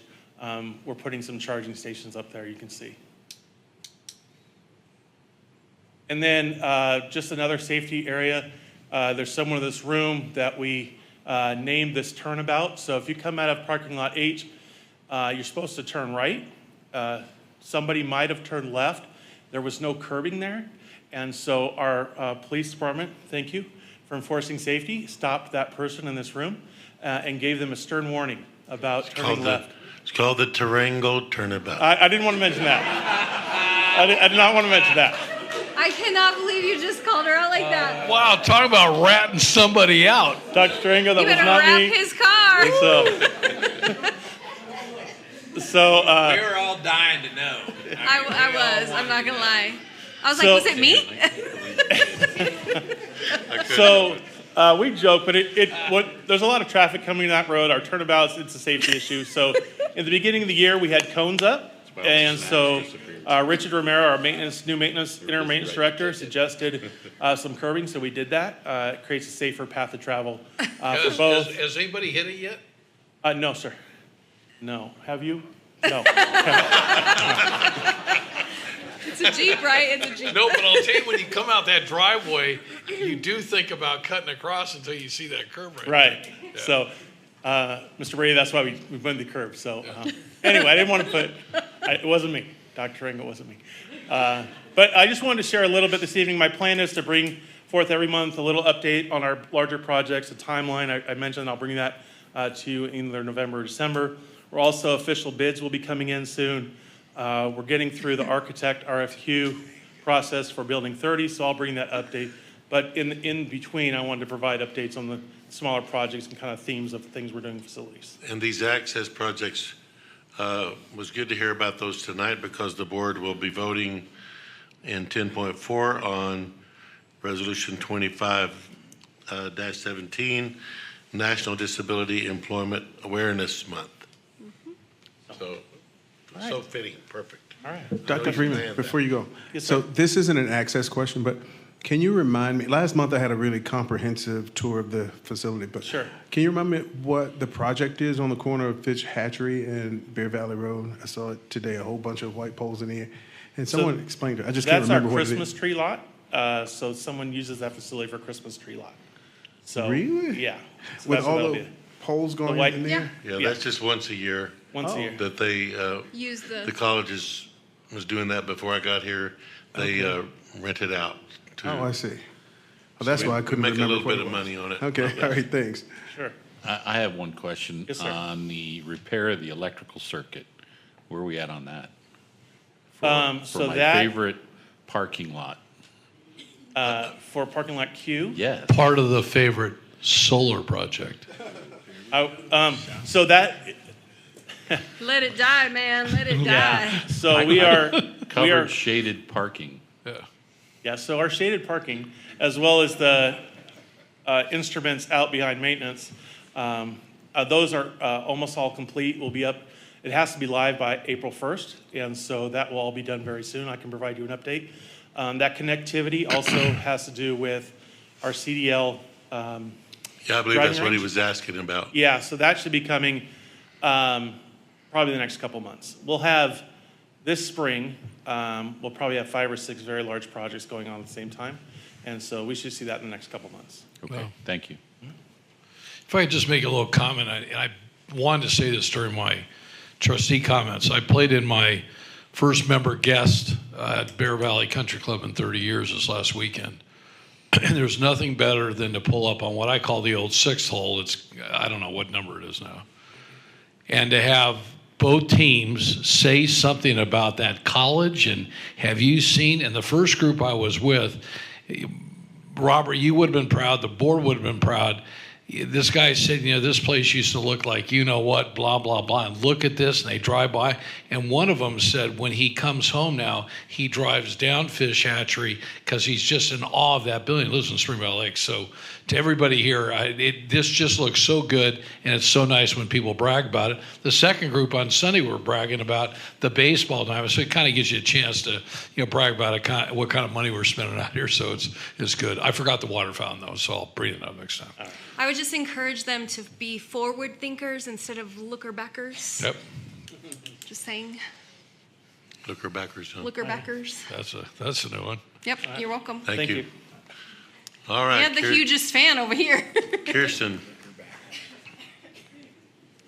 Oh, we have an award winner here, right? Yes. Kirsten won a big award on Saturday night in this room. I did. For what? What was the award for? Woman of Excellence by today's Woman Foundation. Yeah. Thank you. We are working on, Kirsten knows this because I told her today, but Robert's putting together going to get some pictures. We're getting pictures, Robert, sending them to you so you can, anyway, he's putting together something to send out to the campus to honor, and we're going to put that on social media. So Thank you. We're proud of you. Thank you. Thank you very much. And well deserved. Well, thank you. Thank you very much. Okay, our foundation updates. In September, we held our annual board retreat. During the board retreat, we bring our board members together, and it gives us an opportunity to review the year, measure our goals, set our plan, our strategic plan for the following year. So breakfast was great. It was hosted by Tyler, and it was a really good working group on that day. Next slide. I want to remind you about HDES, Alex Weber. It will be our speaker. I know that some of you cannot be here, but for those of you who are in town, I do hope to see you at our event next Friday. And then I just click for the video.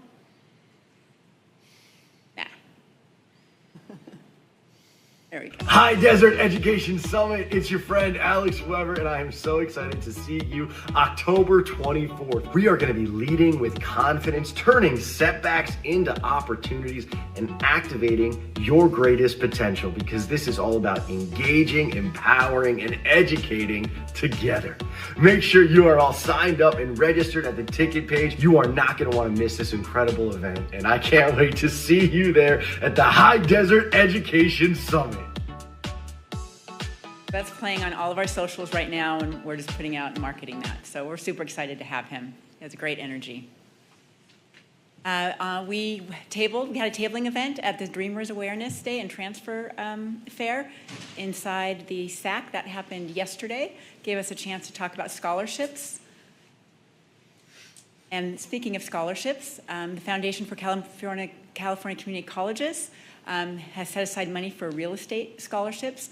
And we applied for a portion of that piece, and they gave us $12,000. So we're going to be able to award 10 students with $1,200 in scholarship money. Wow. Yeah, it's very nice. And so also speaking of scholarships, we've sort of revamped our page. You know, there are many external scholarships that students can take advantage of, but they might not be able to find those. So we thought we should list those. In addition to our scholarship drive, we should list those on our scholarship page. So that's where these drop-down menus are.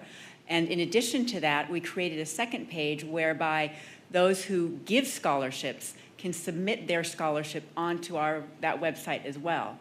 So for example, Chick-fil-A gives scholarships. And if they want to have a fillable form that lives on our website for our students, they can do that right there. So we're excited to see where this goes and what kind of impact this will have on our scholarships that we're able to award next year. And that is all for my report. That's a great idea. I love that. Thank you. Yeah. Thank you. Thank you. All right, ASB goals. Hello, everyone. So there was something that I forgot to mention on my last report that Kirsten just reminded me. I am also now the ASB Foundation representative. So I work with the foundation. But to get on to our ASB goals, Rams Monthly is out, and I hear it's a very special edition with a special story of how a certain circus came to town. So I would definitely check it out and read it. We do have a meeting set up for tomorrow to talk about ID cards, and then QR codes for the student handbook have been posted on all campuses. And that will be all. All right, thank you. Yeah, Andrew, I did read that article today. So I don't know, somebody may need a lawyer to defend them in court if you take that article literally. Well, you know, that's in little print at the top. People might not read that. Anyway. Never have I wanted to read anything so bad. Yeah, well, it's in there. Right now, or are you going to wait? Changing the logo to Try to llama? wait, but No, you have to read it. So now. we have Jared, would you come up? We have Jared Wallace, who is serving now as our interim Chief Information Officer at the college. So we want to welcome him from Aleutian. Hello. Oh. Let you say a few words to the board. Yes, kind of caught me off guard, Dr. Weldon. It's a pleasure meeting you all. I've been with higher education for about a little over 3 years now. I came from the corporate world. Been working with Aleutian, assisting on 9 different campuses or universities in higher education and modernizing their strategy of adapting enterprise philosophy and technology and modernizing their business practices. And doing the same right here at Victor Valley, and look forward to working with everybody. Welcome. Thank you. Jared's has done some remarkable things in the last month that we've needed done for a long time, so it's looking good. All right, that is all I have for the president's report. All right, moving on. Here he comes. He knows his time. Academic Senate. I got to walk from the back of the room so you don't see me limp from the chair right there. I got the same knee. You got to like get it in gear. It's brutal, yeah. Yeah, it's like terrible. An old Chevy trying to warm it up. I hate to tell you, it gets worse as you get older. Yeah, well, thanks for that bit. I appreciate that. How are you still moving then? Yeah. I've been waiting to say that. Any gray? See any gray? No, not at all. It's just Okay. black. I give gray. Yeah, I don't get gray. Yeah. And look at that skin. Look at that skin. Anyway. And a monthly trip to the hairdresser. Yeah. Dr. Walden, congratulations at being at the helm during all the success that the Caring Campus initiative has enjoyed. It's been a great thing that we need to continue to keep at the forefront of everything that we do. There's 10,000 reasons why this college is successful at that. I'd like to acknowledge one tonight, though. Sitting in the entryway of 55, like I do at least once a day, waiting to be called back to speak to somebody, and I'm always 15 minutes early. So I get to witness a lot of conversations that go on between students, anybody that walks up to the front counter there, between those people and Miss Karen Piget, I believe is how you pronounce her name. I was marveling at, she possesses something that I don't have. And it's a level of patience that's just amazing, because everybody walks through that front door. You never know who's walking in. And some of the conversations are taxing. They would be very, very, they're almost taxing for me to listen to, let alone how she deals with it with such poise and grace, and is unrelenting in her positive attitude to finish that conversation no matter how long it is. And that person always walks away with a sense of feeling that somebody actually does care about them there. And I don't think that is something that is contrived or she has to work out. I think that's who she is as a person, and she is the perfect person to be up at that front counter. I go up there, like I said, once a day. I'm not always in the best of mood, and she always is just brightens the day.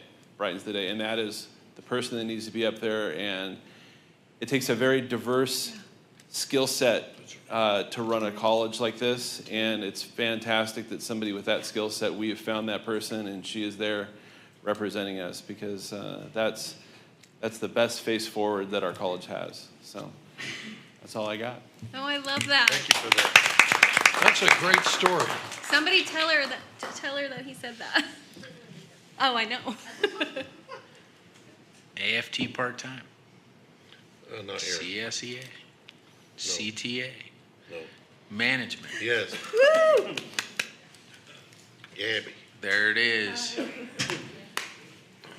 Good evening, and by the way, I'm super excited to know that the mystery of curbing appearing suddenly on campus has been resolved, because I blame myself for that for the longest time. So I'm glad that it's been solved. Thank you. Good evening, trustees, President Walden, student trustee Reyes. My name is Gabby Callender, and I'm the Student Success Materials Manager. Today, I'm here to give you a brief update on what's been happening in both of my areas, which is the college print shop and the VVC RAM store, known formerly as Ram's Bookstore. When it comes to the print shop, this is a high volume, this is a place when we offer a high volume printing services for campus needs, including college employees and staff, but the printing services are not available to students yet.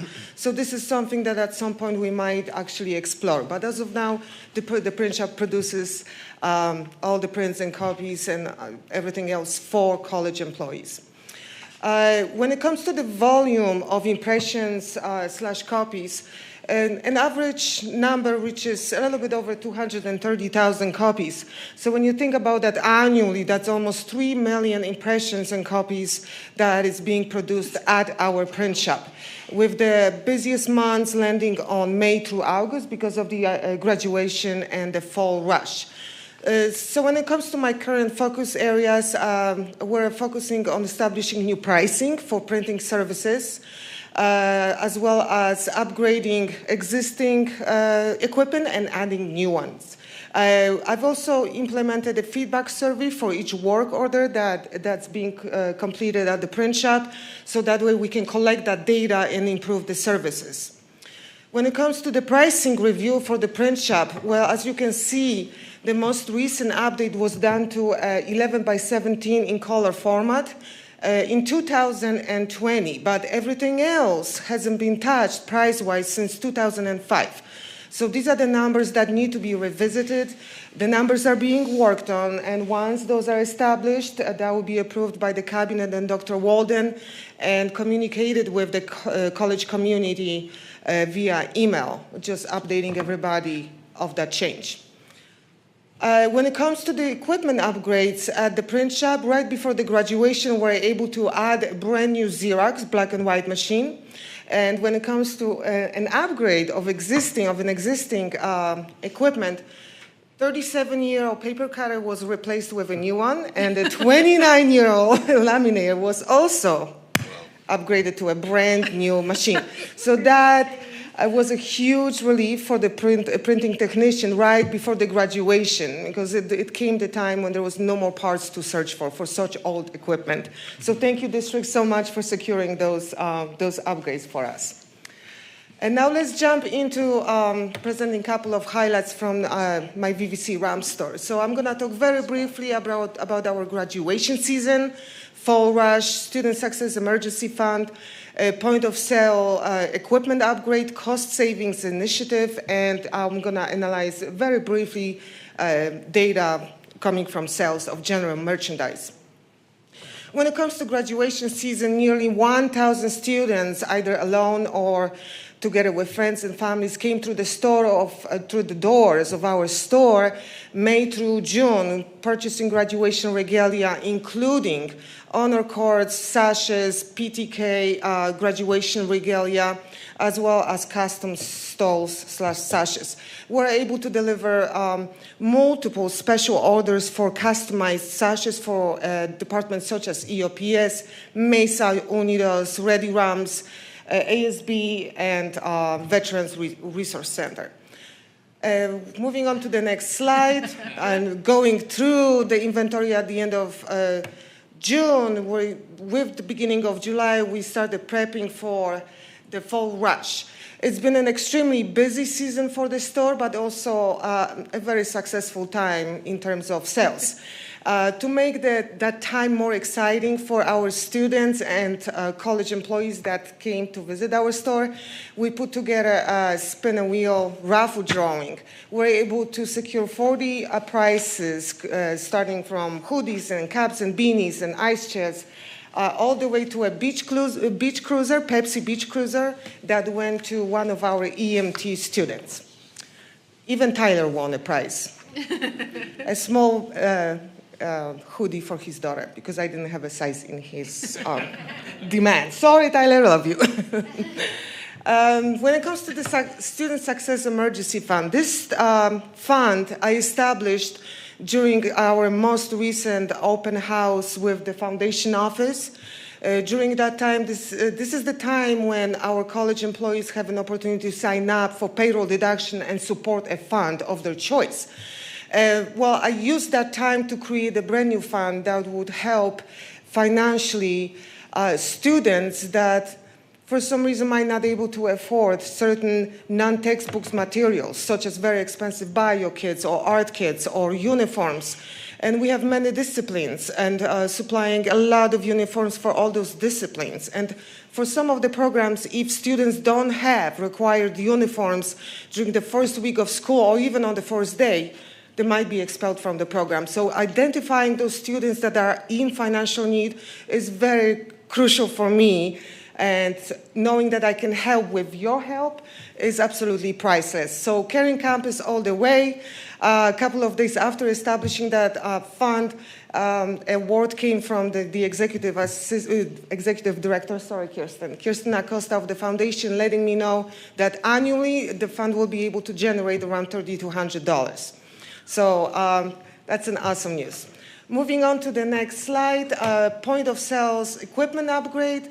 This is something that's been happening right now. I'm working with the IT on actually creating a brand new virtual server for us that will be able to sustain the brand new and modern equipment that will replace a pretty old existing equipment. Overall, this will allow me to finalize the application for the EBT food. As of now, we're already able to accept EBT cash, but with the EBT food, I'm still waiting for the Open Grab and Go refrigerator so I can carry certain variety of staple foods that are required by the state in order to submit the application for EBT. With the new system, I will be able to improve the customer service, limit the amount of interruptions when it comes to the system crashing or registers crashing. So me and my team are looking forward to that upgrade. When it comes to cost savings initiative, I just recently, actually last month, finalized the renegotiations of credit card transaction fees. I was able to remove a lot of monthly fees and slash the rates by a significant percentage. So annually, I'll be able to save around $5,000 in credit card transaction fees.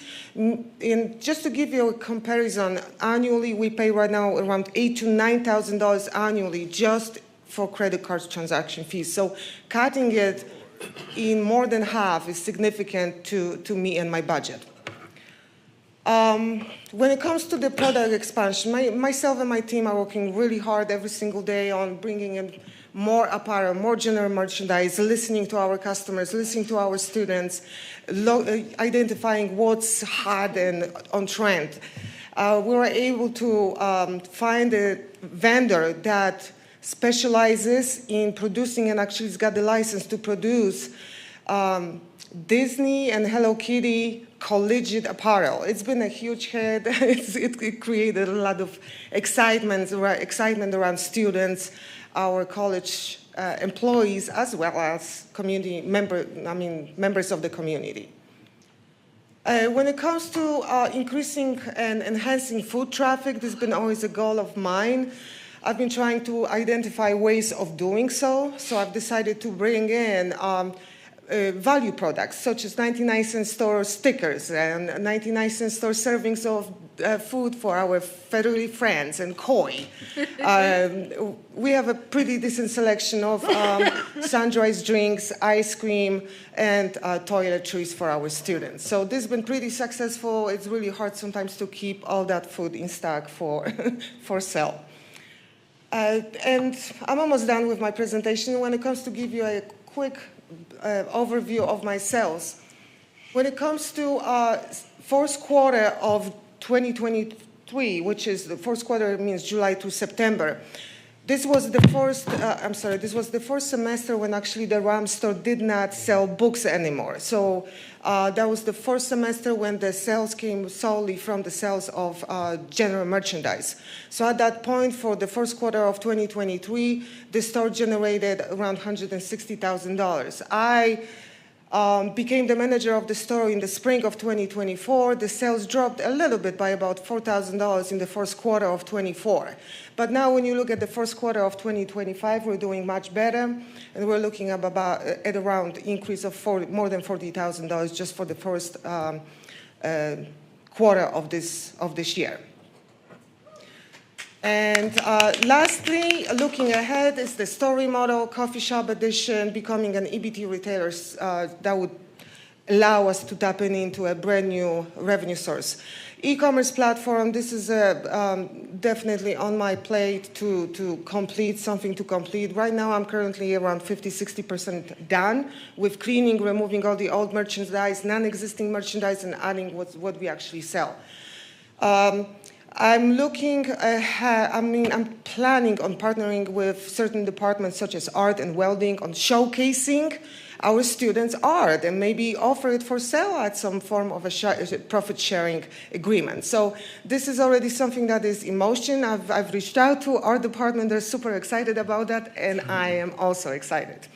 I'm also excited about working with departments on all VVC swag and merchandise. And lastly, I really want to increase the presence of RAM Store on social media platforms.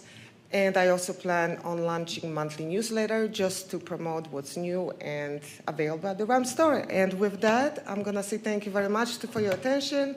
And I invite you to visit the RAM Store in person or online at vvcrams.com. Thank you very much. Thank you.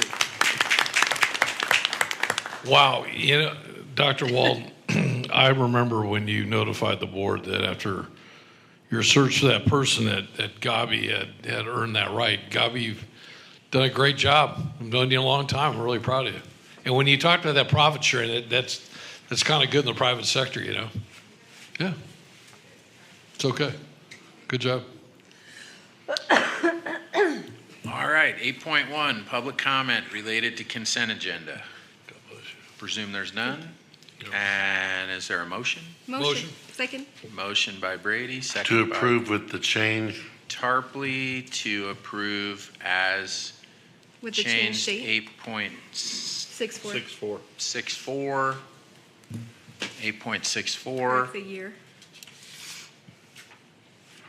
And student advisory. Yes. Did you get the first and second? Brady to Tarpley.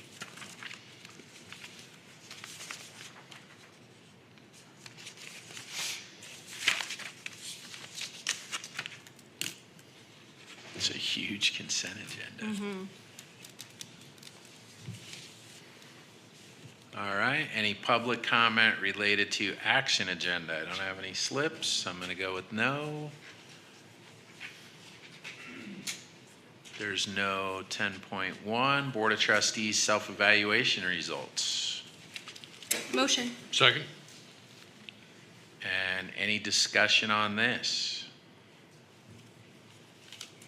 No, I'm surprised. Does anybody want to report out? No? Okay. All right. You guys can read about it later. Student trustee. Yes. Figured somebody would want to say something, but okay. 10.3, approval of the governing board of trustees goals for Motion. 25-26. Second. Motion by Brady, second by Tarpley. Anybody want any discussion on this? No. Okay. Student advisory. Yes. Oh, I hit the Wrong button. wrong box. You voted no. Undo. Leave it stand. There's no take backs. No takesies, backsies. No take backs. Let's see if it went through. It went so- yay. Good Leave, job. Is that leave what you Joe wanted? on record Was that as what you voting wanted? no Yeah. against his Okay. goals. So it's like tie the runner, you know? Senior moment. Board Resolution 2517, National Disability Employee Awareness Month. Motion? Second. Motion by Tarpley, or motion by Brady, second by Tarpley. And I think we Mr. should read it. Brady, would you like to read it? Or Jen, it looks like you've already got it ready to go.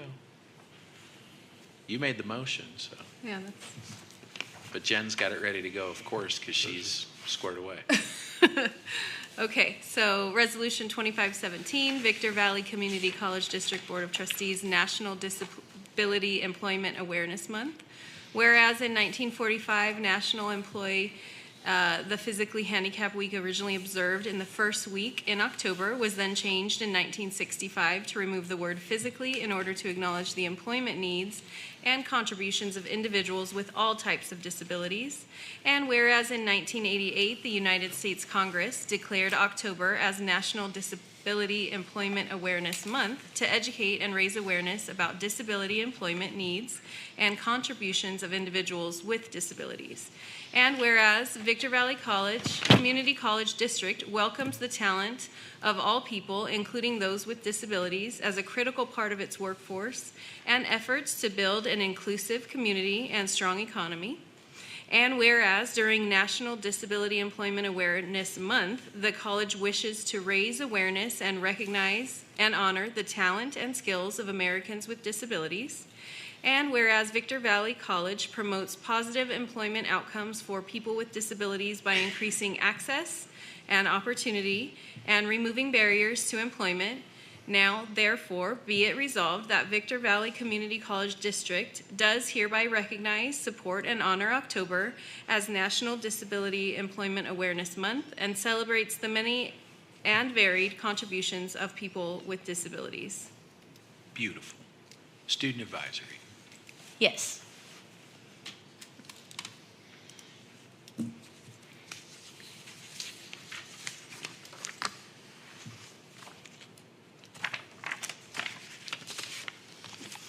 Oh, it's going quick tonight. Don't jinx it. 12.1, I know, not now. 12.1, Agreement Renewal Computerland of Silicon Valley. Motion. Second. Motion by Tarpley, second by Brady. So I need to comment that when I was reviewing this with the trustees, each one of you, I told you that this was about Copilot.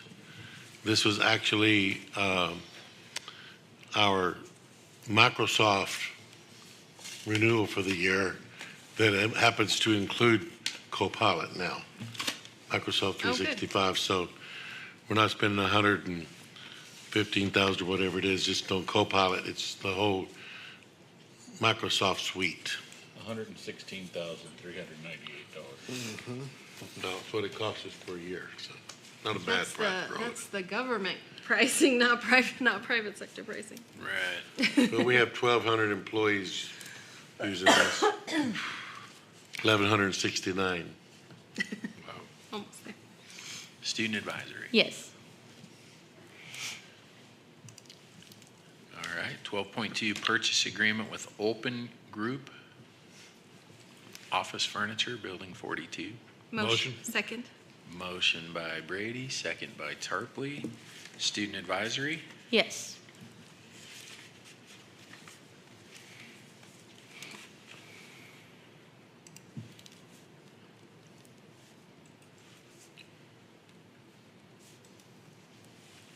We have 13.1.2.3.4 is different. Oh, nope, actually. 1 and 2 are 1 and 2 are the equivalencies. Do we want to do them together? Is it easier for you, Steph? There's just two. You want us to do them separate? All right, so 13.1 and 13.2, academic equivalency for Rita Cortinas. That is for court reporting. And Both of them. Valerie Foster, also Both of for court reporting. Looks like the court reporter program's getting ripping. Is there a motion? Motion. Motion by Griffin, second by Brady. Brady. Yep. Student advisory. Yes.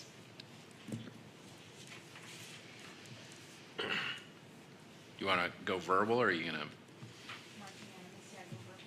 Yeah. All in favor? Aye. Aye. All right.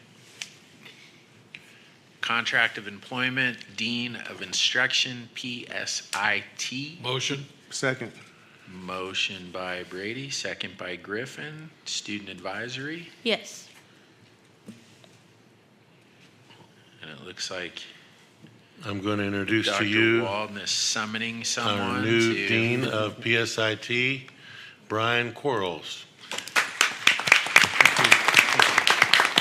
Brian was one of the first new full-time faculty I hired here after arriving in 2019, and he works in our business department.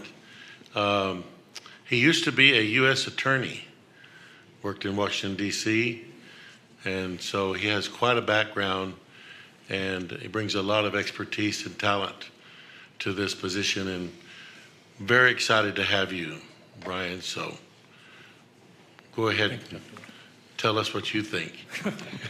All right. Good evening, Board of Trustees, President Walden.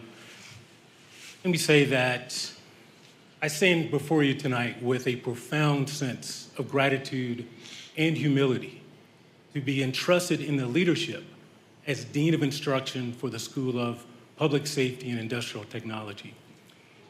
I firmly believe that the programs offered in the School of PSIT are the beating heart of our college. These programs, such as FIRE, not only train our students, but they forge a direct, indispensable pipeline of skilled professionals into professions that both safeguard and strengthen our local community. I fully recognize that it's an immense responsibility for this role, but I'm very eager to roll up my sleeves and work collaboratively with our exceptional faculty and dedicated staff. Thank you for granting me this extraordinary privilege. Welcome. Swag. Look, that's the best you'll ever get from your new boss. No, not you know true. what? And I got to say, he's dressed really well. Wait Congrats. a minute here. Why are we picking on Dr. Tarango? Well, you know, she's got this new position. I got to. Right, now it's Smash We're gonna have a McKenzie little night. chat. I got your back, honey. Smash McKenzie Tonight is night. beat up on Dr. Tarango No, I night, huh? don't like this at all. Well, Women empowerment. I'm Right. sure she'll make me pay for it. Right. Oh, yeah. You're done. Exactly. I'll help you. Hey, but in all honesty, you're probably never getting balloons from her again, though. But she is going to wrap your car if you could drop it off tomorrow afternoon. Yeah, don't park your car in the same spot for too long. Mackenzie will wrap it. 13.4, welcome aboard, by the way. 13.4, new management job classification for salary placement. Oh, it's not even Oh. official yet, but you got some balloons. I said welcome aboard. You're not aboard yet. Hold on, you got to wait for it to Oh, come I up. was holding out for you. Oh, you got all okay, five now you're votes. aboard. Hey, were you nervous right there for a second? Like this could go either way? 13.4. What you so happy I would've about, been. Richard? He thought it was a baseball score. You go like, That's too happy. No. why are they not voting? New management job classification and salary placement for Director of Facilities. Motion. Second. Motion Brady, second Tarpley. Student advisory. Yes. Don't forget to vote.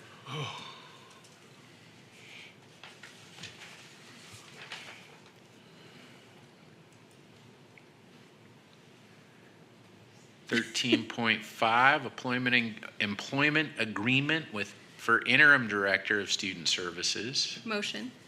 Second. Motion by Tarpley, second by Brady. Dan wants to say something. He's embarrassing someone else to. Well, this is a great guy. I love these people that I hired doing something else, and now they're doing this. Because I hired him into the Connect to Success Center, handpicked. I'm telling you, he's fantastic, and he has outgrown that, and I don't know if he outgrew it, but he's just going everywhere, doing all kinds of fantastic things. So, Pablo Sedano. Thank you. Thank you. I didn't know I was speaking until like a few minutes ago. Until Dan went. So thank you, Board of Trustees. Thank you, Dr. Walden. Yes, I still remember that day, that interview where you were like, where do you see yourself in 10 years? And I was like, I don't have an answer, but I just know I want to be with students. So Victor Valley College has been, allowing me to explore that in different avenues. As a first generation scholar, right, to have gone through community college, undergrad, and my master's degree, and now my doctoral program, I'm also a first generation professional navigating all of this world. I'm a former ESL student. I'm also an immigrant. I was born in Mexico. My parents are here. Mi papá y mi mamá están aquí. My spouse. I just want to say thank you just to all my mentors, my supervisors I've had here at Victor Valley College that believe in me. And the team, I have my new team is here as well to support me right now. So it feels really beautiful. So I'm really excited to continue doing the work, to continue doing equity work, to continue, representing Victor Valley College in the best light I can possibly do. So muchas gracias and thank you. So Pablo will be, he's actually coming in after Malia, who got appointed to dean last month. It was last month, wasn't it? Yeah. So he's taken over her area as a director, overseeing all the engagement centers, our equity issues at the, not issues, but equity incentives at the college, and all the other things that we can think of to give him, but he will. The only thing I can say, your boss, which is Todd, he doesn't give out balloons. So. I know, I was like, wait a minute. We'll speak to him about that. He's watching you right now, but he's not giving out balloons. So. Thank you, Dr. Scott, for believing in me and taking a chance. Yeah. So well deserved. Thank you. Congrats, Pablo. Thank you. Yes, same. Let me just say one thing.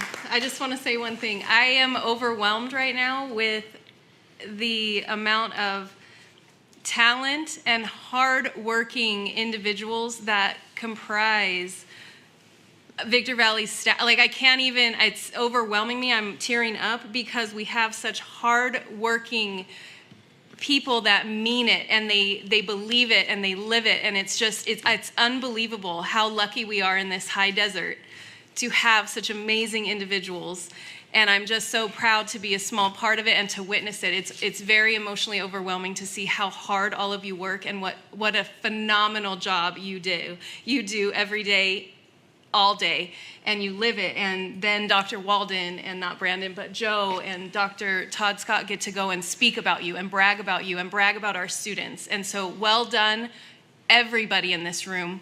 Pablo, Malia, like everybody. I'm just overwhelmed right now. I'm tearing up. I'm so proud to be here. We kind of want to see a full-scale breakdown. No, get away from me. I'm not believing it unless you go. Okay, moving on. Sorry, go. All right, Trustee Tarpley, I don't want to talk to myself, but I'll say something. Pablo, when you were standing there, and I could feel what she is about to say, there was a time at this school, and many of you have heard this, we would never have had these conversations. We would never have celebrated your success. Okay, there were no balloons. And as we had a little pre-rehearsal today to talk about what this panel discussion is going to be. And I know next week I'm going to end it with, how this last board meeting was, because it's real and it's a real story. Feel it.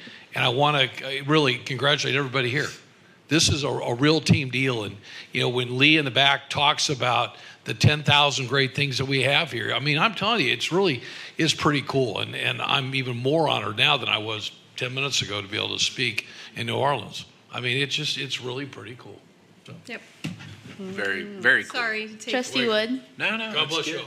just because I want Pablo to hear this, student Uh-oh. advisory says yes. Oh. Oh, I thought we went before he got waved up. Wait, I wrote it down. Didn't you? You did it before Dan waved him up. Yeah, I wrote it down. No. Not that Motion one. second. I said student advisory, and Dan waved him up. Roll back the tape, Tim. Roll back the tape. Roll that beautiful bean. Right, roll that beautiful bean footage. Put it on, oh, there's the vote, okay. Well, we voted. Well, you made it anyway, with or without Haley's support. Especially for me. It's Pablo. Okay, moving on. Pablo, All right. you heard what she said, right? 14.1, academic calendar. Motion. Second. Motion, Tarpley. Student advisory. Yes.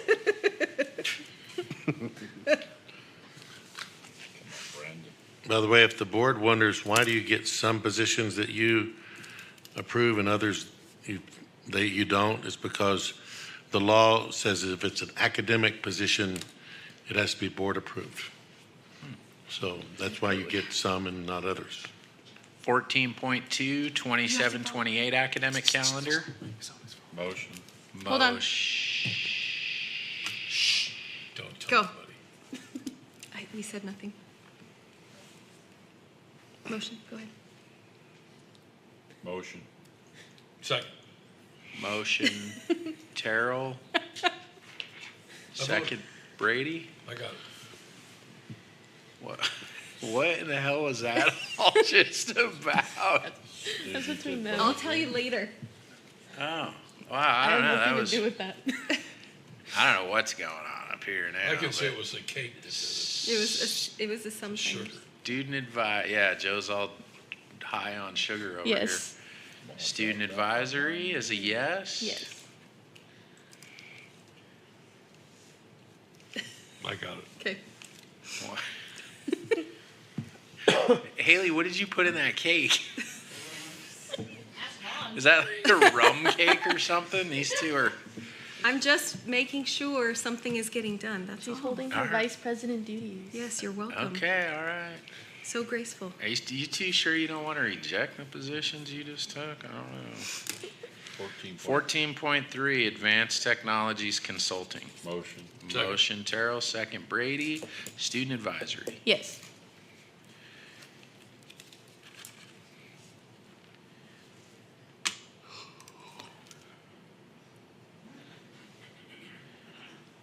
Fourteen point four, continued funding application, California State Preschool Program. Motion. Fiscal year 26-27. Motion by Griffin, second by Tarpley. And student advisory. Yes. Stephanie, if I'm going too fast, pump the brakes. Oh, she's good. She got this. Purchase agreement with Ingmar Medical. Motion. Second. Motion Brady, second Terrell. Student advisory. Yes. We've hit a snag. Yep. No, I guess it didn't. Motion Terrell, second Brady. For Ingmar, it's the other way around. Or Brady. other way, Brady did- was the motions. Brady did I write Terrell. it all down, guys. I got you. I'm waiting for the scoreboard. No, I got ahead of her, that's why. Sorry.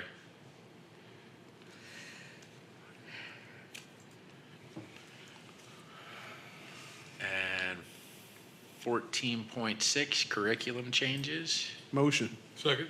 Motion Griffin, second Brady. Brady. Student advisory. Yes.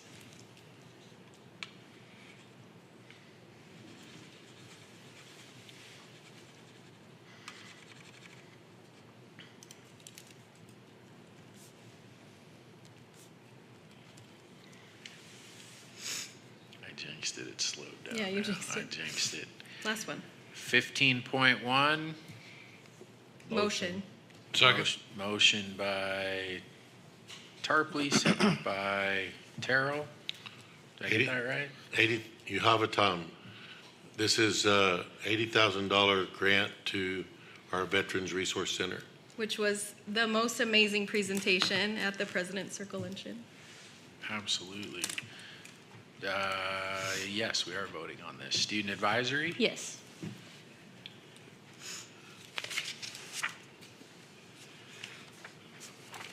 And then we've got information discussion, the board, first read of board policies, received those in the email. Thank you very much. Already read them. And 17.1. Wait. I just want to go on the record for a reason. I did send that board policy to Spring Valley Lake and its board of directors today because I do not believe that they have one, and an issue recently came up that was that I think needed that. And I just said this is something that we have at the board. I'm just sharing it with you, so I just want everybody to know I transmitted it. And I'd also like to say thank you, Trustee Tarpley, and thank you, Robert, and you both know why I'm saying thanks.